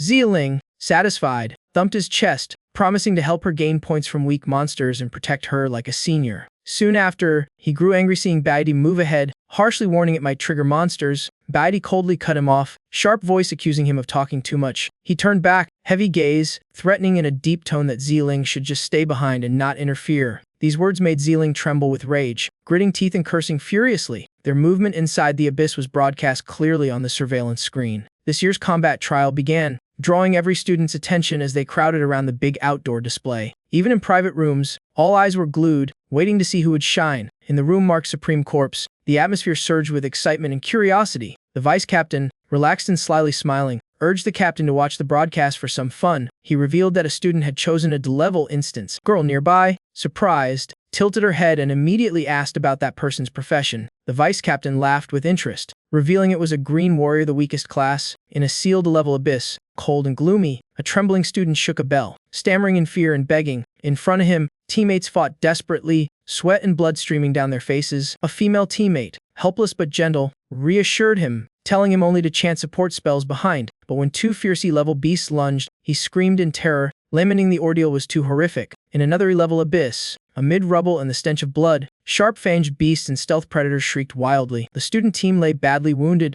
A sweating healer struggled to cure while anxiously asking after them. Kaing Xing rose, eyes blazing with resolve, shouting he would face them all alone. He charged, dagger stabbing the beasts, vowing never to accept defeat. In the D-level instance, Baidi studied the monster data. Attack 32%, critical 20%, lifesteal 15%. He calmly swung his blade, silver light flashing, killing the monster instantly as the system awarded experience. Around him lay piles of corpses, with repeated notifications of successful kills. In the dim glow of a magic array, Xiling was stunned by the sight, while Qian, thrilled, rushed to ask how he did it. Baidi didn't answer immediately, only eyed two giant spiders that appeared, then spoke calmly. He explained evenly that monsters here were sealed to half strength, so they weren't too hard to handle. Qian, still full of admiration, admitted that even halved, Baidi could easily fight many at once. Baidi replied indifferently, hinting that one should not compare oneself with others. He added coldly that being oneself was enough. Qian ignored his distance, smiling brightly, promising to try even if he spoke coldly. Xialing nearby flushed with anger, cursing inwardly. Irritated at Baidi being praised, Xiling stepped up, heavy-voiced, warning this was a D-level instance and arrogance was dangerous. He kept acting superior, saying the display was fine but reminded that the triple path entry was tough. Lecturing like a senior, Baidi ignored him, turning instead to assign Qian the right side while he took the left. He swiftly dodged Xiling's hand reaching for his head, refusing contact. As monsters began closing in menacingly, being ignored, Xiling muttered angrily, deeply annoyed. Baidi asked Qian if she could handle it alone. She hesitated briefly, while Xiling clenched his teeth at being ignored again. Baidi disregarded him, sternly reminding Qian this was a personal test. He recalled her goal, saying she entered to earn achievements. Didn't she? Qian brightened at that, answering confidently that she could do it. Xiling, constantly overlooked, cursed inwardly in fury. Seizing the chance while unnoticed, he secretly summoned his weapon, eyes flashing with killing intent. Outside, the big screen showed piles of monster corpses, and students buzzed in awe at Baidi's power. One asked about his current level. Another excitedly replied the system still showed E1, but guessed his true strength was E3 or E4. The crowd chatted eagerly, admiring how he assigned Chi-Yin's fire element to counter ice monsters. Another praised his overall vision, making the combat instructor nod in approval at his student's analysis. He suddenly recalled Baghdad's earlier words before entering the abyss, promising not to disappoint. Now the teacher smiled in anticipation, admitting the boy had not boasted. In the cold, roaring Lingyu instance, Baghdad fought while sharply observing, eyes like blades. He judged most ice monsters came from the right cave, countered by Chi-Yin's fire, then cut down each with practiced moves. On the other side, Chi-Yin focused intensely, moving agilely and handling monsters well. Suddenly, a monster lunged at her from behind. Unfazed, she instantly raised vine walls, binding the enemy tightly. She followed with another spell, shouting the command firmly. The monster was squeezed as poison spread from the thorns. Bringing it down, the system announced the kill of an S6 monster, awarding 30 experience points. Chi-Yin cheered happily, proud of her victory. From afar, Beatty glanced at her with slight approval, thinking that a basic E rank mage had now grasped her class skills. He analyzed her fire-based skill, using fast-growing plants to bind with poison effects. He secretly praised her, first time in the abyss, yet she calmly handled a stronger monster and narrowed attack range. In the 5-colored array's reflection on stone walls, Baidia observed carefully, confirming all D-level monsters were sealed. Their power was halved, enough for Chi-Yin to handle alone. He exhaled slightly, thinking he could still hide his strength while achieving high results despite the recording devices. Yet he stayed cautious, weighing strategies to finish objectives without revealing too much. Meanwhile, Zieling, endlessly ignored, exploded with fury, face flushed, eyes burning with hatred. He raged at being treated with contempt. Feeling humiliated as a senior, he gripped his summoned bow tightly, aiming at Chi-Yin. With a cruel smirk, he muttered provocations. He released, the arrow whistling past dangerously close to her, then it buried itself straight into the dark cave ahead. Chi-Yin, startled, turned to see him feigning innocence, shrugging that he only meant to help, leaving her trembling. Before she could speak fully,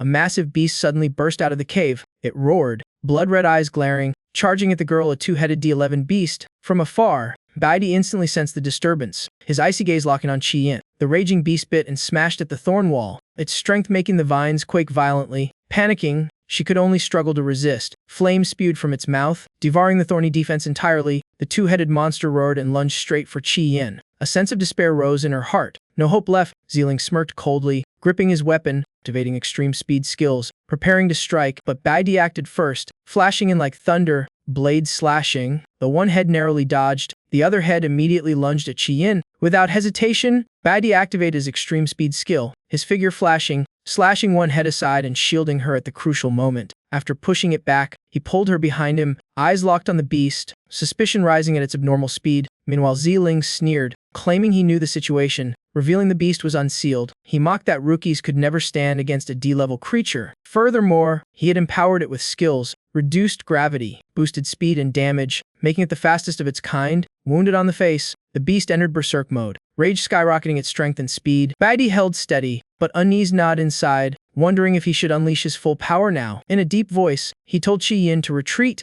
as she couldn't cope, shocking her and making her blame herself for weakness. The beast lunged again, fangs flashing under the array's glow. Chi-Yin instantly summoned a defensive vine wall. Green tendrils wrapped the beast, restraining it as it thrashed violently. She gritted her teeth, adding more bindings, stacking up 3 layers. With skillful control, the vines kept growing, locking the beast tight so it only roared in vain. Beide, seeing her firm resolve, paused briefly, a hint of surprise in his eyes. Chi-Yin looked straight ahead, boldly proposing to fight alongside, vowing not to be a burden even against a D-level foe. Zieling froze, inwardly cursing that the girl was crazy, nearly eaten yet still wanted to charge in. In contrast, Baidi gave a rare laugh, eyes full of approval. Thinking she recovered faster than he expected, she answered firmly, brimming with resolve, summoning layers of thorny vines to attack. He sternly warned her that her elemental power was nearly spent and not to waste it, but Chi-Yin insisted she had accounted for it. In that moment, Baidi suddenly recalled his past life. At that time, Chi-Yin shone like a young star brimming with confidence, noble-born, yet she was friendly, exemplary, leading her class with admirable responsibility. Then she suddenly vanished from her peers' sight, seemingly choosing a quiet life. Now, she stood before him as a reliable comrade, and as long as no variables arose,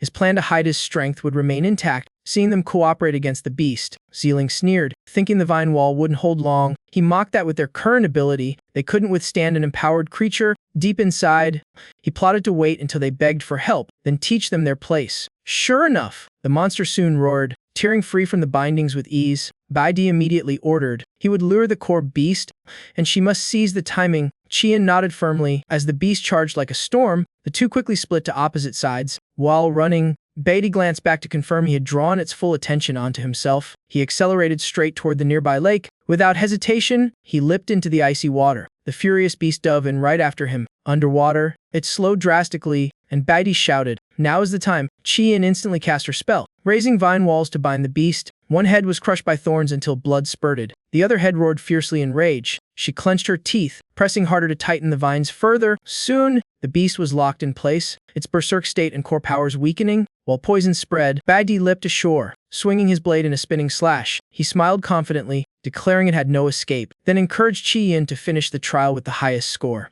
Xiling was dumbstruck with fear, unable to believe vine walls could restrain such a beast. Even he, with the enhanced creature, could barely achieve that. He gnashed his teeth, cursing in seething rage. In the monitoring room, teachers discussed excitedly. One pointed out how water restrained the core element while the plant element gained great advantage. The combat instructor nodded in praise, saying thanks to elemental countering and teamwork, the two had beaten above their level. With Bai Di's command especially outstanding, everyone was convinced victory was certain. Only the final strike remained. If the footage were sent to the guild, it would set a record score. But suddenly the screen went dark, shocking all. The camera system unexpectedly shut off. The recorder smoked and burned while the battle was unfinished. In a dark corner, Xiling smirked wickedly, pleased that no proof of their high score remained. But then, the system announced the D-level beast's defeat with 100 experience awarded. Bai Di exhaled in relief, thanking his teammate, though she denied credit, while he insisted her elemental resistance was the key. Hearing that, Qian was stunned, repeating the concept in confusion. As they discussed, Xiling rudely cut in, scolding them to stop talking nonsense and leave. With that, he turned his back and walked away angrily. Bai Di coldly questioned him, hinting that he knew well what it meant for a freshman to face an enhanced D-level monster.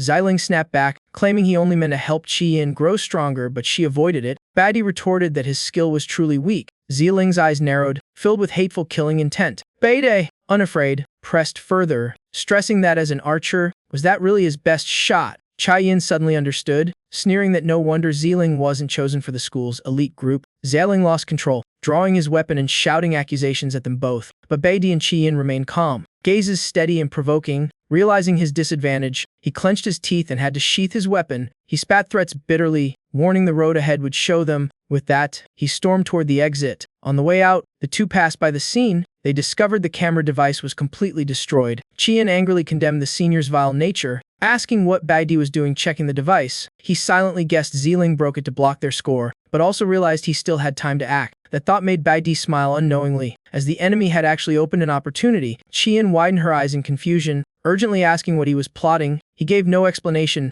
only leading her toward the sealed cave in the trial zone. Staring deep inside, he solemnly asked her to keep absolute secrecy, since no one would believe it even if told. She grew more puzzled, pressing him repeatedly about what he intended. He quietly reached into his pocket. He recalled the deal with Hong Kong Sheng, including the condition of handing over the seal-breaking demon stone. Now, that stone was firmly in his hand. Placing it on the rock at the cave entrance, he calmly declared he would unseal the Lingyu abyss. At once, he poured energy into the stone. A terrifying aura burst out, making Qian scream in alarm that unsealing would release high-level beasts. But it was too late. The surge of demonic power shattered the seal. Bai Di calmly reassured her, stressing the beast's power was still limited. Qian trembled, fearing they couldn't handle the whole horde. He cut her off coldly, drawing his weapon and declaring no one else was needed. Energy around his body shifted violently. Qian stammered in shock, calling his name. She was stunned, unable to believe her eyes. Bai Di had switched class to mage, calmly declaring he alone was enough. She screamed in disbelief that he could even become a mage. He gave no explanation,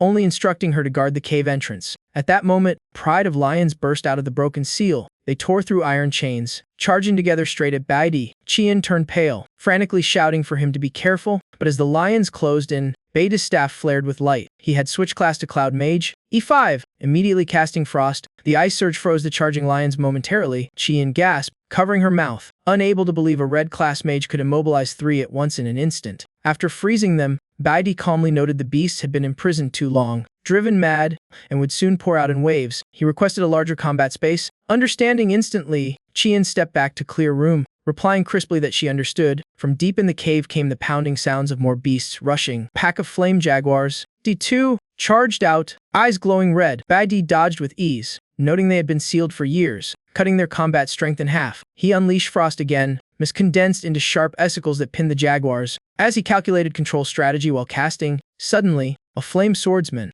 D3, circled behind an ambush. Baidi instantly switched to core warrior, slashing to block the strike. His lips curled coldly, mocking the would-be sneak attacker. Then his figure vanished, reappearing above the beast, reverting to Cloud Mage. A frost spell crashed down, freezing the flame swordsman solid. Qian's eyes went wide, shocked he could freely switch classes. Watching his methods, she realized why he once wanted access to the elemental chamber. She suddenly grasped that elemental resistance wasn't just boosting mana, but controlling the natural forces around oneself. She had thought unleashing more energy made one strong, but seeing Baidi showed her that control was the true key. Elements were wild and hard to master, only full control could unleash endless variations. Even a basic skill could be reshaped into countless attack forms. Watching Baidi dominate calmly, she stood dumbfounded. His every move was so practiced, as if long familiar with it. The gap between them and him had already been vast for a long time. She lowered her head, clenched her hands, admiring yet emotional, secretly thinking he was too cool. At that moment, heavy footsteps echoed from deep within the cave. The Lin Yu Abyss Overlord, the Hell Mammoth, D15 appeared, even halved in strength still radiating overwhelming pressure. Baidi smirked in satisfaction. Finally it came out. The mammoth roared and charged like a storm. Baidi switched to core warrior mode, lowered his stance, and prepared to fight.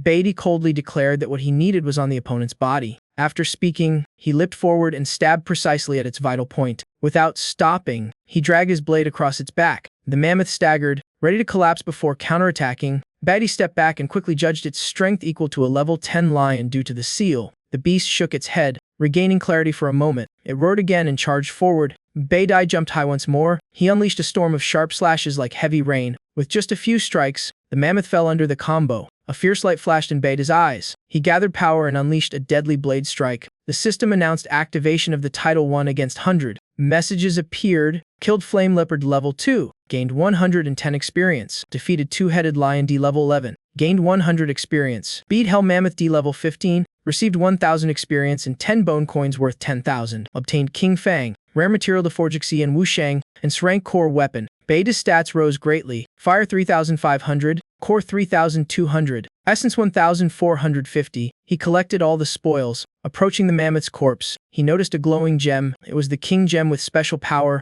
Baidi sighed in relief, murmuring that he had finally obtained it. A flurry of level-up alerts filled the sky as Baidi exhaled in relief. His mage class finally hit rank D. Elsewhere, Qian was snapped out of her daze among corpses by a sudden voice behind her. The doctor's sharp gaze cut through, asking her directly about the previous instructions. Her face froze like a lagging screen, utterly clueless. In another corner, Lu Feng and his team fretted that the ancient seal might have broken something unheard of before. Spotting Ziling, Lu Feng instantly demanded why she was here instead of on her mission. Without waiting, he bolted off, suspicion knowing that the seal had truly fallen. But just as they turned away, Ziling's sly smirk bloomed, her earlier gloom twisting into blatant glee. Lu Feng charged through the Crimson Gate, shouting for Baidi and Qian. Seeing both alive, the knot of fear in everyone unraveled at once. Baidi wasted no time and bluntly asked Lu Feng why he was here. Before anyone could answer, Hongyi sighed softly, dispersing doubt with a single calming line. That weekend afternoon, Xiling secretly met the vice captain to finish their shady deal. Seeing him silent, she tried probing about the submitted file.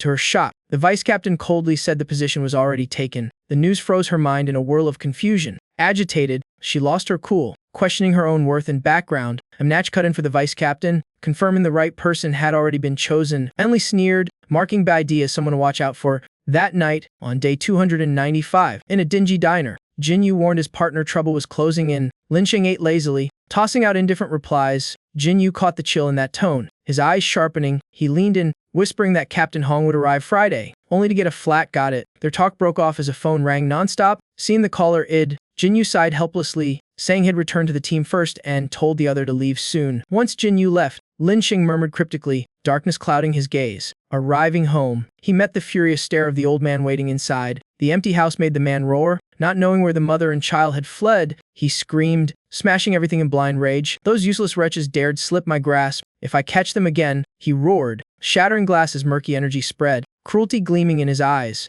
Meanwhile, Baidi gently placed a gem necklace called the Resonant Jade around his mother's neck. His soft but firm voice told her to always keep it close for safety. Then he handed her a twin piece, saying they were perfectly linked. If danger comes, crush it, sense it instantly and come. Bowing slightly, he whispered that he couldn't rest easy without it. His heart ached, knowing his mother never owned a single piece of jewelry. The woman had lived her whole life for others, never once for herself, untouched by feminine grace. Still, She smiled and signed for him to spend weekends with friends. Beatty firmly replied he lacked nothing at all. But really, who doesn't need friends? After all, humans crave bonds that truly matter. Staring into the mirror, he pondered those once dear to him. Would fate ever let him see them again? Everything set. At exactly 11:58 p.m., he stepped into the Drank Demon Crypt. It opened only briefly between midnight and 1, so every second mattered for power. Without hesitation, he dove straight into the secret realm. Instantly, data popped up: Wild Silent D, Level 15, and Blood of Erring Blossom D, LV 13. In his past life, even as a peak warrior, had watched comrades fall one by one. Friendship, had it, lost it. He scoffed inwardly, charging in blade tightened. Cold mechanical voice congratulated him: Blood of Erring Blossom slain. 260 XP and 1 bloodstained petal earned. Pouring strength into a clean slash at Wild Silent, he reminded himself never to slip again. He had to go farther, stronger beyond all limits. System update: Wild Silent defeated. 320 XP gained. Still too slow, his pace couldn't yet surpass everyone else. He pushed deeper toward the core, where abominations swarmed, aiming to outshine all rivals. Amid crimson light and shrieking echoes, he raged forth without pause. Another Wild Silent fell, system recording yet another kill. Notifications boomed nonstop, victories stacking, his will burning brighter. Yet he was still too weak. Even his greatest foe remained unbeaten. Shin Lan, a metal-type prodigy since childhood, knew only one path: advance endlessly. Fearless, he slipped deeper into the horde-choked zone. His sword flared blue, slicing the air like searing fire. He unleashed his ultimate art: 1 point pure domain. The blade tore space apart in a single instant. Every monster within range burned to ash. After the brutal clash, pure domain partially restored his strength. But time was nearly up, only 20 minutes before the gate sealed, and the Lord before the timer hits 0. The thought rang like an alarm. With 13 seconds left, he reached the summit where the boss awaited, issuing a cold challenge. Then, out of nowhere, chaos struck and caught him off guard. A colossal beast lunged at impossible speed. In a blink, was behind Yi Wuming, the level 20 Lord, striking like thunder. Instinctively, he spun and countered with a reverse slash. The blade was so sharp it severed the creature's arm clean off. Yi Wuming stared at his lost limb, then instantly triggered regeneration. A new arm grew perfectly back as if nothing happened. He couldn't hide his shock that recovery was beyond reason. Suddenly, the monster bit into the ground, making countless roots rise like sentient snakes. As he turned his head, before him loomed a nightmare the Blood of Erring Blossoms had slain were alive again. He narrowed his gaze, muttering how the dead beast could possibly revive. A Drank Lord shouldn't possess resurrection skills like this. In that brief lapse, something blurred toward him at wind-slicing speed. Pain exploded in his lower abdomen, no time to guard. A root had pierced through his back, and he realized in horror 2 lords were here at once. The second appeared: Shi Wuming, level 20, twin brother of Mai Wuming. Together, they were a killing duet, terrifyingly synchronized. This time, Beatty had to face both alone. The clock ticked down, only 1 minute left as it struck 12:59. A 100 and the magic gate sealed completely. Beatty never came out. By 6 m, storm clouds wept cold. Heavy rain. Ruyun, Beatty's mother, was consumed with worry another day. No word from her son, fearing he'd rushed into danger again. She set off to find him, unable to wait longer. Meanwhile, his drunken father Lin Sheng cursed bitterly, mocking their silent departure. His dark, murderous gaze fell on their old house. At the same time, Ruyun, restless with fear, dashed out into the pouring rain, but the moment she stepped outside, she froze, stunned. Thunder roared a warning of the calamity to come. Meanwhile, in the secret battlefield, Beatty still struggled amid the horde. His body long exhausted. This was the 5th relentless assault. No matter how many he slew, the monsters kept reviving endlessly. His life force waned, yet beasts swarmed. 1 Blood of Erring Blossom gave only 1 XP. The endless fights grew pointless, rewards dropping fast. He analyzed grimly, seeking the root of this resurrection as the twin lords sneered. Without hesitation, he triggered Flash Shield, breaking through to the front. A full-powered slash struck, but the foe countered with equal might. Beatty twisted aside,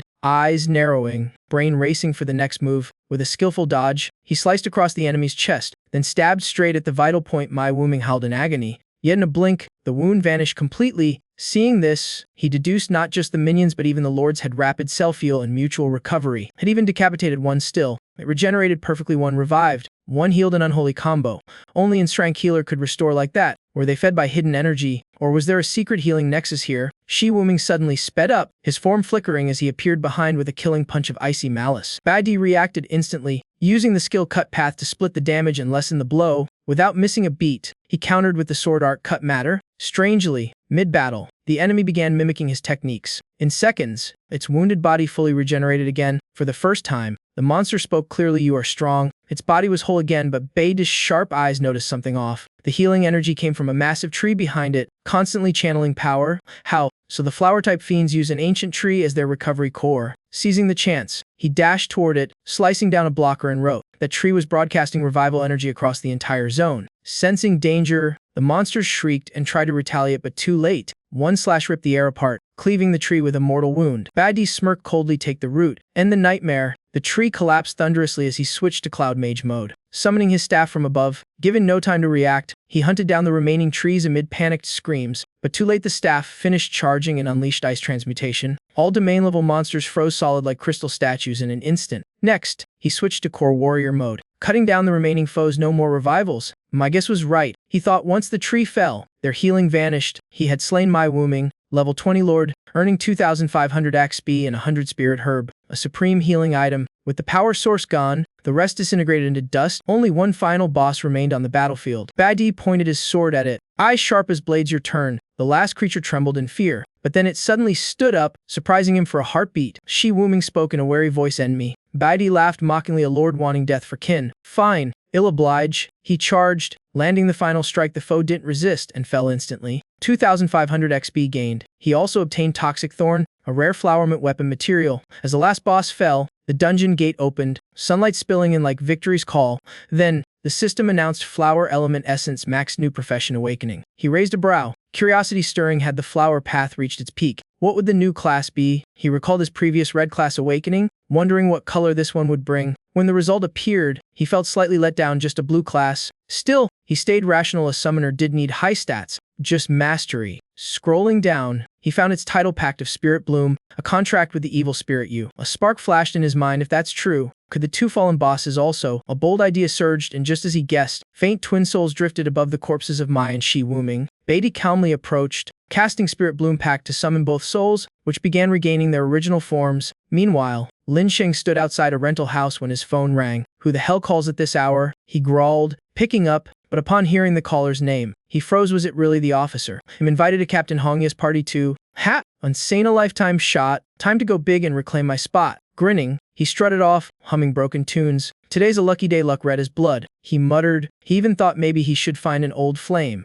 reigniting old sparks. At that moment, Badi returned to the dorm, holding rain-soaked vegetables. "Mom, why'd you come down here? It's pouring." He rushed to take the groceries from her hands. "Let's go home." "Mom, back home." Ruyan suddenly wore a new, glimmering bracelet. Her gentle eyes teased him. "Silly, didn't you say you'd get a Mother's Day gift tonight? I thought you couldn't talk, so you wouldn't know." He chuckled. Back in his room, he lay down quietly, eyes fixed on the ceiling and thought. Now he had 3 professions: Green-type Warrior, Blue-type Summoner, and Red-type Mage 2 already at rank. A solid leap forward. He frowned slightly, recalling that man in prison for 21 days. Yet it was only day 10. Knowing his nature, had probably bribed his way out early, so Badi prepared for any surprise. As Sunday's dawn pierced gray clouds, he stood before the demon crypt again, resolved that running forever wasn't the answer. It was time to settle everything before his true cultivation began. That thought pushed him forward through another gate, where a new trial awaited. Soon, his footprints marked every devlin from rank crypts to drank foes, all falling before his growing might. Sunday afternoon drifted by gently, but Badi allowed himself no rest. Every minute mattered. He had to reach rank C fast. Then the system pinged. A hidden drank crypt of unknown danger awaited the brave. Clenching his fist, his resolve flared. Next time had surpassed that person. Just then, a new alert arrived. Title earned: Lone Wolf Warrior for solo clearing a Samrank dungeon. Reward: a Warrior's Tower key. He frowned. What the hell now? Monday morning. Sunlight brightened the academy courtyard as awakening students gathered in droves. At the front, the teacher sternly announced that semester results were officially released. Badi and Qian ranked first and second overall. His video was sent to HQ for verification, a record-breaking feat. Before the class could recover, she added both would join a special cultivation trip, and thanks to Badi's excellence, he might even meet the Divine Commander himself. He simply nodded, calm as if it was all expected. The class erupted. Meet the Divine Race. That's almost impossible. Even chosen ones rarely get that chance. Though outwardly composed, he was intrigued inside. Meeting them in person sounded tempting indeed. A close friend ran up, teary-eyed yet smiling. "When you're famous, don't forget us, the Instant Noodle crew. I always knew you were born to shine." Scene cut. The counselor's office. Heavy with the smell of medicine, a deep voice asked Hong Kangxing's uncle, "You really don't want to join? I worked hard to come back. Just your signature, and I can join the cultivation trip." Kangxing clenched his fists, eyes unwavering. I won't go. Third place isn't enough. If I rely on you, my achievements will mean nothing. His uncle burst out laughing, pride gleaming in his eyes. Ha! You've got backbone. Your father would be proud. Kangxing stepped closer, voice steady. But I have one request, let me access the sealed drank crypt behind the mountain. I want to grow stronger on my own feet. Meanwhile, in the principal's office, Zeeling pleaded, please, sir, let me join the cultivation trip. In the last bloodline of the Z clan, the words echoed through the room, dropping the air into silence. Principal Xu Qinyan stared sternly. You know you're the last of your clan, yet act like a reckless child. His voice hardened. Explain, why did you lure teammates with a beast trap during the exam and then betray them? Hearing that, Xiling went pale, throat tight, speechless. The old man continued coldly, you think the higher-ups are blind? That no one saw your dirty trick? Xiling was deeply shaken. Realizing his fame existed only through others' protection, crushed by pressure, he collapsed in despair. He choked out apologies, admitting his fault. Tears of remorse dripped onto the cold floor before his words could finish. The principal roared, voice sharp with fury, and Jiming looked up, eyes wide with fear and confusion. The principal continued, explaining that the incident drew high-level attention to Baidi. Baidi was deemed so exceptional that even the divine race sent envoys to observe him. There's still a chance if you correct yourself and act properly. Xiling was overjoyed, hastily agreeing, yet deep inside, hatred for Baidi burned bright, revenge already brewing. He also lusted after a certain girl had set his sights on. The next afternoon, Baidi's friend rushed in, clutching a special invitation. The letter respectfully invited Baidi to join the school's most prestigious guild. Joining meant a shortcut straight into the Holy Association. It was an elite group, forged through years of strict selection. Normally, it required 3 rounds of screening, but now they invited a middle schooler directly. His friends were awed and proud of his achievement, but unexpectedly, Baidi snatched the letter without a word. He turned away, ignoring their stunned looks. He tossed the invitation straight into the trash as if it were worthless paper. A friend shouted in disbelief, how could he reject such a rare chance? Yet he walked away silently, offering no explanation. His indifference left everyone frozen, confused beyond words. Some grumbled, calling it a waste of opportunity. But another sighed softly, hinting that Baidi always had his reasons. With that poise and spirit, he was born to lead, not to obey. He quietly left, heading toward the mist-shrouded mountains behind the school. A voice from the shadows confirmed his access to the restricted zone. Waiting there was Hong Kangxing, who had arrived earlier. Baidi simply nodded, replying in an icy tone. When warned, Hong Kangxing snapped, brushing off the caution out of pride. He insisted their deal stood once inside the crypt, had teach real combat without holding back. Without delay, both plunged into the depths and began the hunt. Despite his experience, Hong Kangxing kept getting pummeled by monsters, even stumbling at times. Baidi coolly asked if he needed help, only to be sharply refused. He stood back, expressionless, watching from afar. During the lull, he opened his status panel. Requirements to unlock the warrior's tower glowed before him. His eyes tracked his companion's every move, as though studying a specimen, nearly at the threshold of full magical comprehension. This was his sole path to break further limits. By Tuesday afternoon, he discarded several more invitations. Leveling was growing harsher. On Wednesday, the two kept grinding monsters routinely, still distant and cold, though they disliked each other. Baidi occasionally saved him without hesitation. Even when scolded, he responded with detached calm, noting that the grind was progressing well. By Thursday, Hong Kangxing finally leveled up. Ecstatic beyond control, he reveled in his newfound freedom from family surveillance. Meanwhile, Baidi also reached rank C, feeling his power surge tangibly. With his new state, he was ready to face his next major goal. That night, his mother playfully teased him about romance, making him laugh. He answered innocently that he was far too young for love. She pressed further about his late returns, suspecting something shady. In the end, she gently advised, if someone's in your heart, don't let her slip away. Her words stirred an old memory long buried. A faint image of the girl who once moved his heart resurfaced. That scene was tied to a freezing winter in his previous life. She once stretched her arms, smiling brightly, calling him close with affection, yet he coldly pushed her away, rejecting her warmth. Still, they fought side by side through blood and peril, exhausted yet smiling in victory. She called him her steadfast leader. She reached out,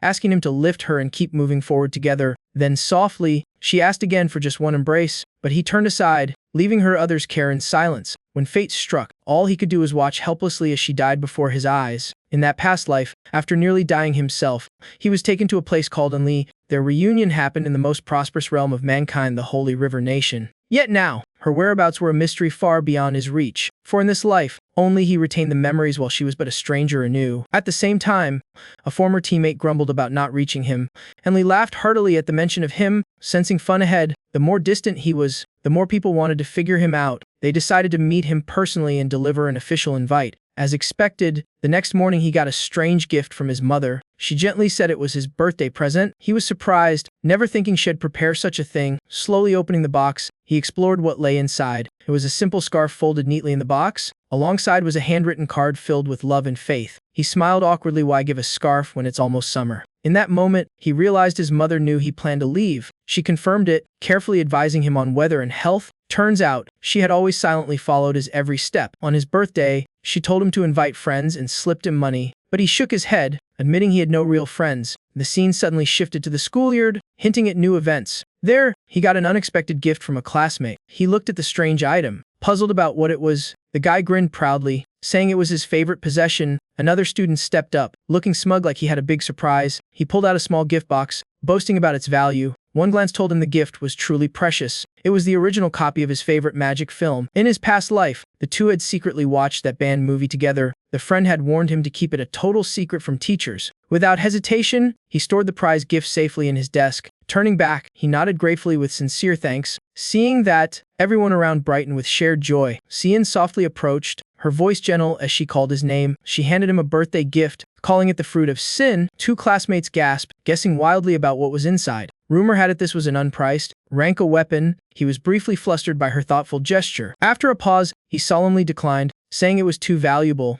but she gently replied, her eyes sincere. Recalling a past favor, with a half smile, she said it was nothing special, just a little help. He pondered, realizing he did need stronger equipment. She clearly knew he lacked proper gear despite his new class. He never expected such careful concern on his birthday. The class began whispering about his relationship with Xian. Xian stepped closer, her eyes sharp at their murmurs. Bai suddenly invited everyone to dinner in a calm tone. He proactively asked his friends out for the occasion, shocking them. The group eagerly agreed, and the mood turned lively. Then came whispers from the window about strange uniforms. A student chimed in, saying that group was heading their way. Someone clarified it was the Supreme High Delegation looking for Bai Yi. Contrary to expectations, he just smiled faintly and refused outright. His decisive refusal thrilled his friends, who eagerly awaited what came next. The classroom burst into chaos as everyone rushed to see. Zieling also slipped out quietly, unwilling to miss the coming drama. He frowned with jealousy, baffled why everyone revolved around Bai Yi. Hiding in a corner, Xiling crossed his arms and observed in silence. While all eyes were on the door, Bai Yi slipped away, eyes sharp as blades. Suddenly, lights across the buildings flickered wildly, then went out. Everything plunged into darkness, making him instantly alert. A familiar sensation crept into his mind.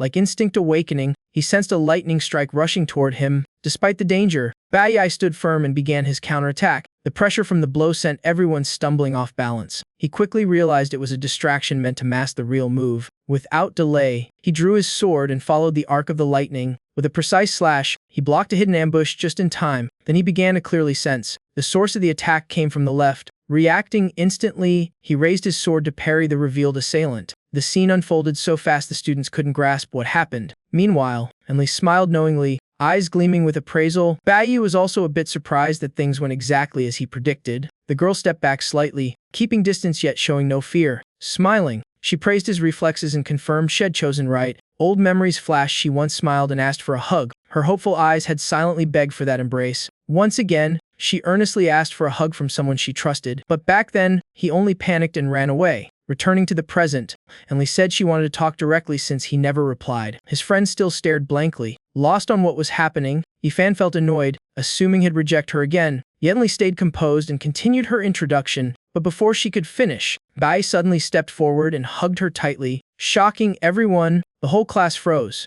stunned by the bold move. Even Zieling was petrified, unable to believe his eyes. His voice came out deep yet tender, calling her name fondly. Gently, he said, "Long time no see, my dear one." The nearby students froze solid like statues struck by lightning. Enli stood motionless, eyes wide with disbelief. One classmate yelled as if watching a movie, calling it a legendary seniorman's twist. The bespectacled boy corrected him. She's the same age, just advanced early. Xian stood aside in silent shock, utterly lost. As his arms still held her, Enla's body dissolved into mist. Then she turned into lightning. Flashing behind him, she playfully tapped his shoulder. Smirking, she asked if that hug meant his acceptance. Then she formally introduced the school delegation, boasting its vast resources and superior growth. But Bai Yi said nothing, his calm expression unchanged. Then he spoke firmly, rejecting the offer since he no longer felt tied to this place. As he finished, he boldly took her hand and declared confidently, "Because I'm founding my own guild. Next time we meet, we'll stand not as rivals, but as allies." Suddenly, The vice captain rushed over, panicking at her appearance.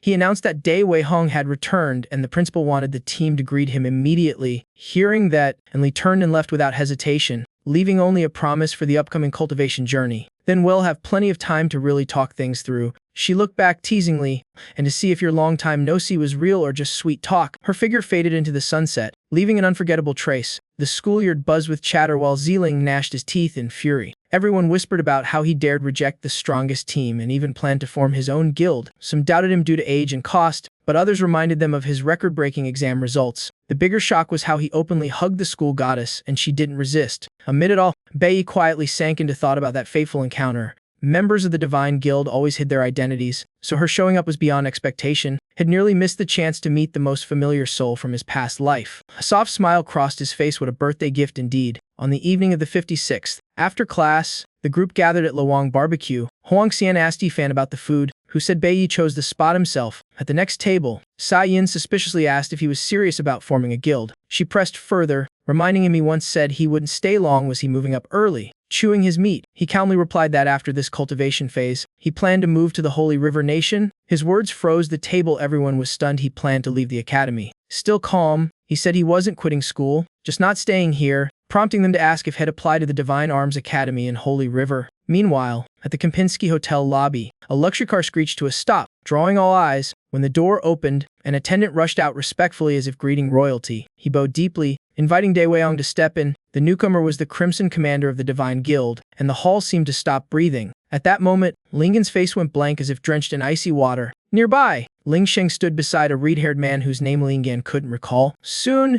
Lingen dragged Jinyu the redhead aside, sternly questioning why Bai Ling Sheng was released early. He couldn't understand how someone under punishment could appear here before time. Jinyu casually replied that paying double bail solved it, with the captain's approval. Lincoln was so furious he was left speechless, but he didn't stop there. He immediately demanded to know why Ling Sheng was attending Dae Wei-hong's reception. Jinyu feigned innocence, saying Ling Sheng only wanted to make amends and rejoin the squad. Just then, Ling Sheng approached Hong Bang holding a bag of magic crystals while Jinyu kept explaining. But before he could speak, Hong Bang roared and slapped the bag to the ground, his aura blazing. Facing Hong Bang's fury, Ling Sheng trembled, stammering incoherently. Hong Bang coldly scolded him, calling him an outsider unworthy to step here. Jinyu watched in terror, legs shaking and face pale. Ling Sheng frantically gathered the scattered crystals, mumbling pleas for mercy. But before he could finish, Hong Bang grabbed his collar and lifted him effortlessly, voice slicing through the air. You've got nothing, yet dare come here begging for merit. Take that garbage and get out of my sight now. Before everyone, Hong Bang declared coldly that from now on,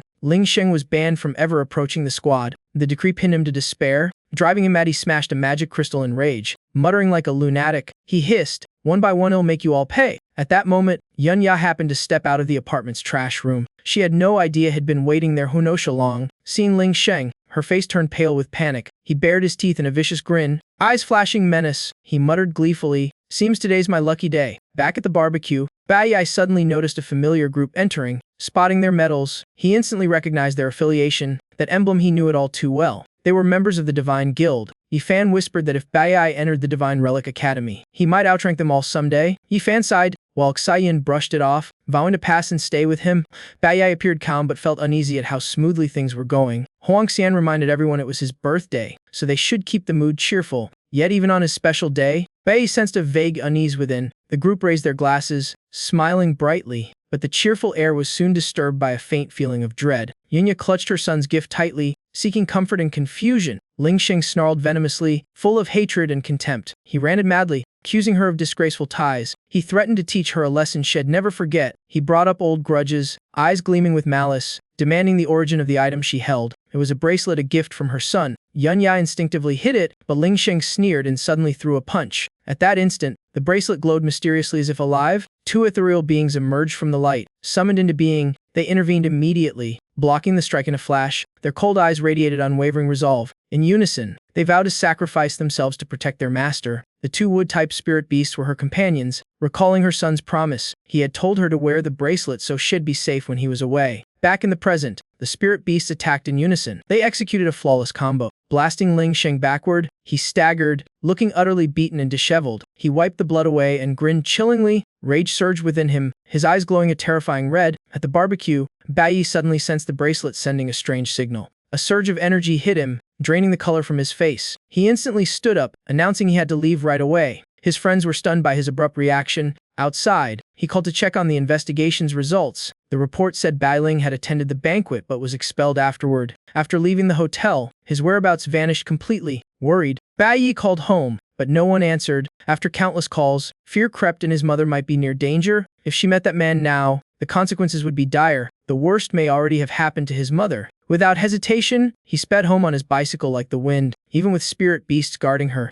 He feared they were too weak to hold out. As expected, Shi Wuming was barely resisting the enemy's overwhelming force. Ling Xing glared, killing intent surging. The spirit beast coiled around his legs in one final effort. Though its body was shattering, it refused to let him advance. He grabbed it like a bothersome prey. Brutal stabs rained down amid furious roars. Yun Yun recoiled in terror at the blood spilling endlessly. Ling Xing slid closer, hissing wickedly. Your turn now. He stepped forward, his aura crushing the air itself. Seeing its comrade fall, the other beast reacted instantly. Without hesitation, it lunged to protect her, urging her to flee. Its body turned into vines, binding Ling Xing with desperate strength. Tears streamed down her face, her lips trembling until they bled. She turned and ran in agony while the beast held him back. But the enemy's power grew stronger by the second. He tore through the vine body, ripping the beast's arm apart. Without mercy, he strangled it to death. Yun Yun ran frantically, panic consuming her. Ling Xing blocked her path, trapping her completely. He laughed eerily, savoring her despair. Before she could react, he yanked the jade pendant from her neck and sneered. With a squeeze, he crushed the pendant to dust. Her face turned pale, frozen with terror. He raised his knife coldly, spitting vile words as he struck. In that instant, she remembered her son's words about the jade. As the pendant shattered, a shockwave burst outward. The promise echoed, "Ill come the moment you're in danger."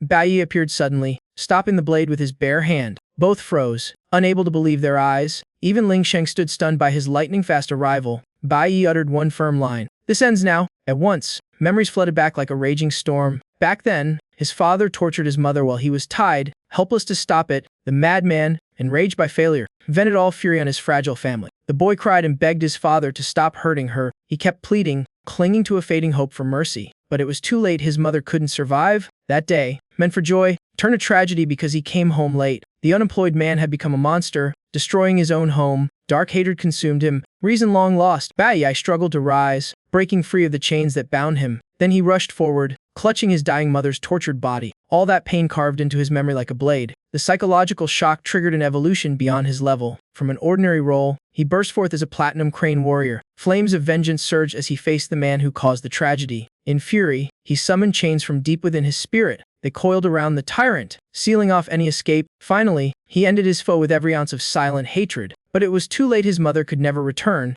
His tears fell not from physical pain but from a shattered soul. Yet in this life, he swore history would never repeat. Ignoring his wounds, he snatched the knife from his enemy and countered fiercely. The blade shattered under his overwhelming strength. The man sneered, shocked to realize who he was facing. The madman vowed to drag both mother and son into hell. Without wasting words, Bai Yi summoned his sword, unleashing a blinding strike. Though the enemy kept his footing, blood poured from his wounds. Seeing the knife, he froze. He recognized it as his own. So the one who trapped him was his rebellious son. Bai Yi's summoned spirit beast had recovered, now tasked to escort his mother. The foe twisted his face, realizing those floral tape beasts were his as well. With dual element awakening and swapping power, Bai Yi was a rare prodigy. The man chuckled darkly, praising his strength with icy admiration. But Bai Yi's eyes stayed cold, unmoved by the arrogant praise. The man scolded him for leaving and trespassing into forbidden grounds. He accused Bai Yi of being an unfilial son deserving punishment. His gaze turned frigid, condemning him as an arrogant child who scorned his parent. Then, roaring in fury, he lunged forward while Bai Yi's mother screamed in warning. Yet Bai Yi's eyes remained steady as he calmly lifted his hand to strike back. He instantly activated his cloud element skill, shifting into combat form. The opponent's expression changed, revealing clear confusion. Bai Yi sealed all escape routes in bone-chilling frost. The man froze solid on the spot, unable to move an inch. Bai Yi walked forward slowly, killing intent radiating as he spoke with quiet authority. He stated that his multiple awakenings had nothing to do with that man. He declared bluntly that the man was worthless in his eyes now. The words sent the man into a rage. He screamed and laughed maniacally. He boasted of being a veteran crank survivor from the battlefield. He ranted about his household authority before bursting his core force to shatter the ice. Bai Yi stayed calm, drawing his sword in one swift motion. The first slash tore through the air straight toward his foe.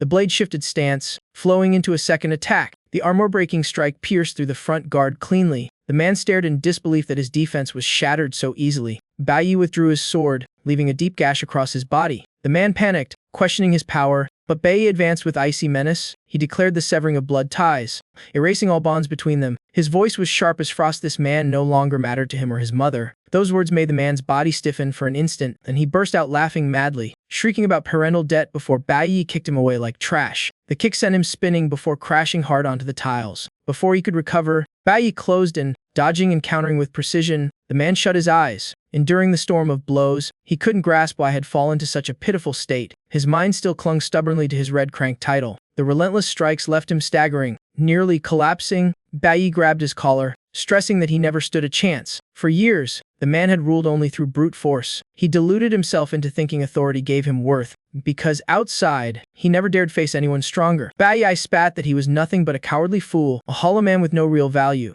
Bai declared he wasn't even worthy of being called a man. Then he slammed his head into the ground, venting years of pent-up rage. Yunyun trembled, torn between fear and pride at her son's courage. The man panicked, begging for mercy yet showing no remorse. He clung to the title of father, demanding filial respect. Hearing that, Bai's gaze turned icy-cold and terrifying. He yanked the man close, asking if he'd remembered family when he was being cruel. He recalled being 7, the man's hand clutching his wrist, smashed against the wall again and again, crying and pleading. He still endured merciless beatings, even with torn ears. He remembered the man never stopped. His mother was beaten constantly, hospitalized every month. Any excuse, bad meal. Defiance was reason enough for violence. Whenever anger struck, home became a battlefield of fear. Bai slammed his head down again, mocking the so-called family bond. The man began to tremble, collapsing to his knees in despair. He promised to change, begging for forgiveness, but Bai's heart had turned to ice. Unmoved by false tears, he once thought perhaps the man truly regretted his sins. But the moment he turned away, the man stabbed him. Violence was his nature. Rage exploded, his power reaching its peak. His breathing thundered like war drums, his aura making the enemy shiver. The system in his mind announced an evolved skill as his sword rose. Menacing, his mother, trembling, pleaded for him to stop, torn by fear and love, yet he struck coldly, believing evil deserved no second chance.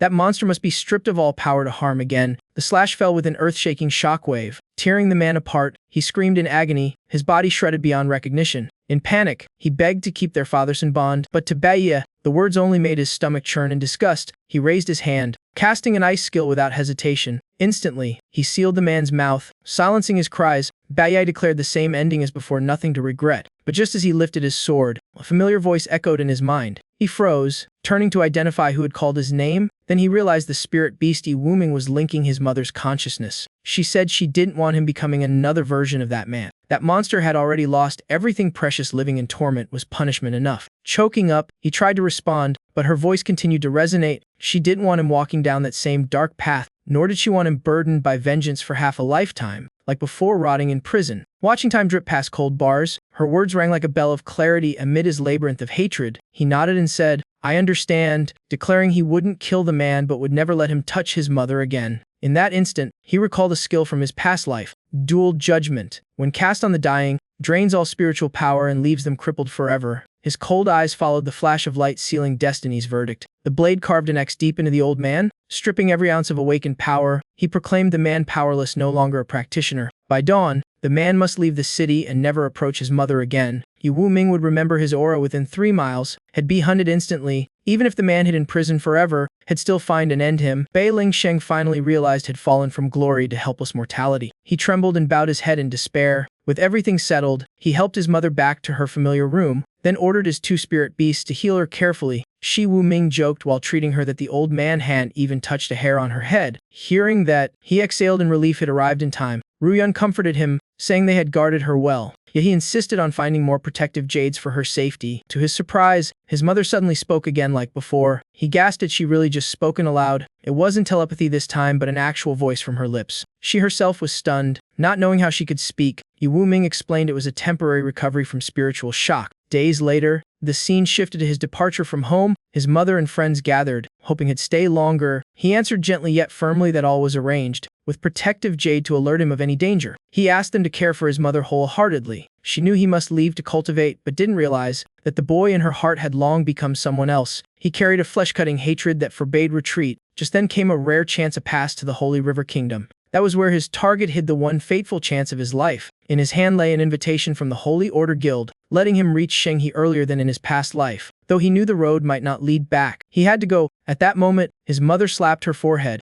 remembering something crucial. Today was 25621010, the full moon's blessing festival of the flower goddess. The Grand Mage would return for the ritual. He then recalled his mother's devotion to the flower goddess sect and that he hadn't told her had leave tomorrow. Perhaps leaving quietly was kinder, had never been good with goodbyes. Elsewhere, his best friend was recovering from a minor surgery, thankfully caught in time. The boy's father bowed gratefully to the benefactor who had saved his son. The friend, though downhearted, pretended it was just a small procedure, but to parents, even a small surgery was huge. They made him stay in bed. He sighed regretfully that the operation happened on Bei's departure day, so he couldn't see him off. The next day at Chenghe Station, 12:30 p.m., an emotional farewell unfolded. Chai Yin's mother fussed over her daughter, urging her to stay healthy. She hugged her one last time, asking her to tell her father not to blame himself if they met. Someone joked that it wasn't that serious, it was just a short cultivation trip. As the train prepared to leave, the parents disappeared quietly into the crowd. He alone stood in a corner, with no one to see him off. Chai Yin's mother suddenly asked why he came alone, no one to accompany him. He only smiled evasively, steering the talk toward the train's schedule. She gently asked again, had he grown used to being alone? A faint sorrow crossed his face as he nodded. Yes, because it was something he had to accept. Silence had long been his companion, solitude became habit. His words drifted like mist, recalling a past life full of loss. His mother was gone, and his father slain by his own vengeful hand. His closest friends had perished one by one, some by illness, some by fate. His master once summoned him home, but he never had the chance to return. Old comrades turned traitors, backstabbing and deceit were all that remained. He had grown accustomed to people leaving him behind. His life was an endless chain of farewells, teaching him to let go. Just then, the monk's carriage arrived, and Chi Yin's mother called out. With eyes dim as ash, he stepped slowly onto the vehicle, but footsteps rushed toward him from behind. A familiar voice made him stop and turn around. He saw his friends and mother waving with bright smiles. Yifan hurried up, explaining that Huangshan insisted on coming. He worriedly asked why, but Huangshan grinned, saying he felt fine. Then he patted Bai's shoulder, reminding him to take care. His friends handed him a few keepsakes for the journey ahead. Chi Yin smiled softly, relieved to see him cared for. Aunt Jian brought a protective charm, a blessing from a local shrine. She gently hung the amulet around her son's neck, hoping this little token would shield him in the days ahead. He was moved, realizing his mother had quietly prepared it. She knew it'd be gone long. Chai Yin's mother urged him to hurry, the train was departing. Without hesitation, he stepped aboard with firm resolve. Seated, he fell silent, feeling that nothing was the same anymore. Outside, his mother and friends kept waving until the train rolled away. The farewell scene warmed his heart, stirring emotions hard to restrain. Clenching his fists, he silently vowed to return one day. As the train left, a distant figure kept watching him. That person immediately reported the delivery was complete, awaiting further orders. He was the intermediary sect master of the Flower Goddess Temple and Swan-ranked expert. The voice on the other end calmly replied, "Nothing more, our bet now rests on him."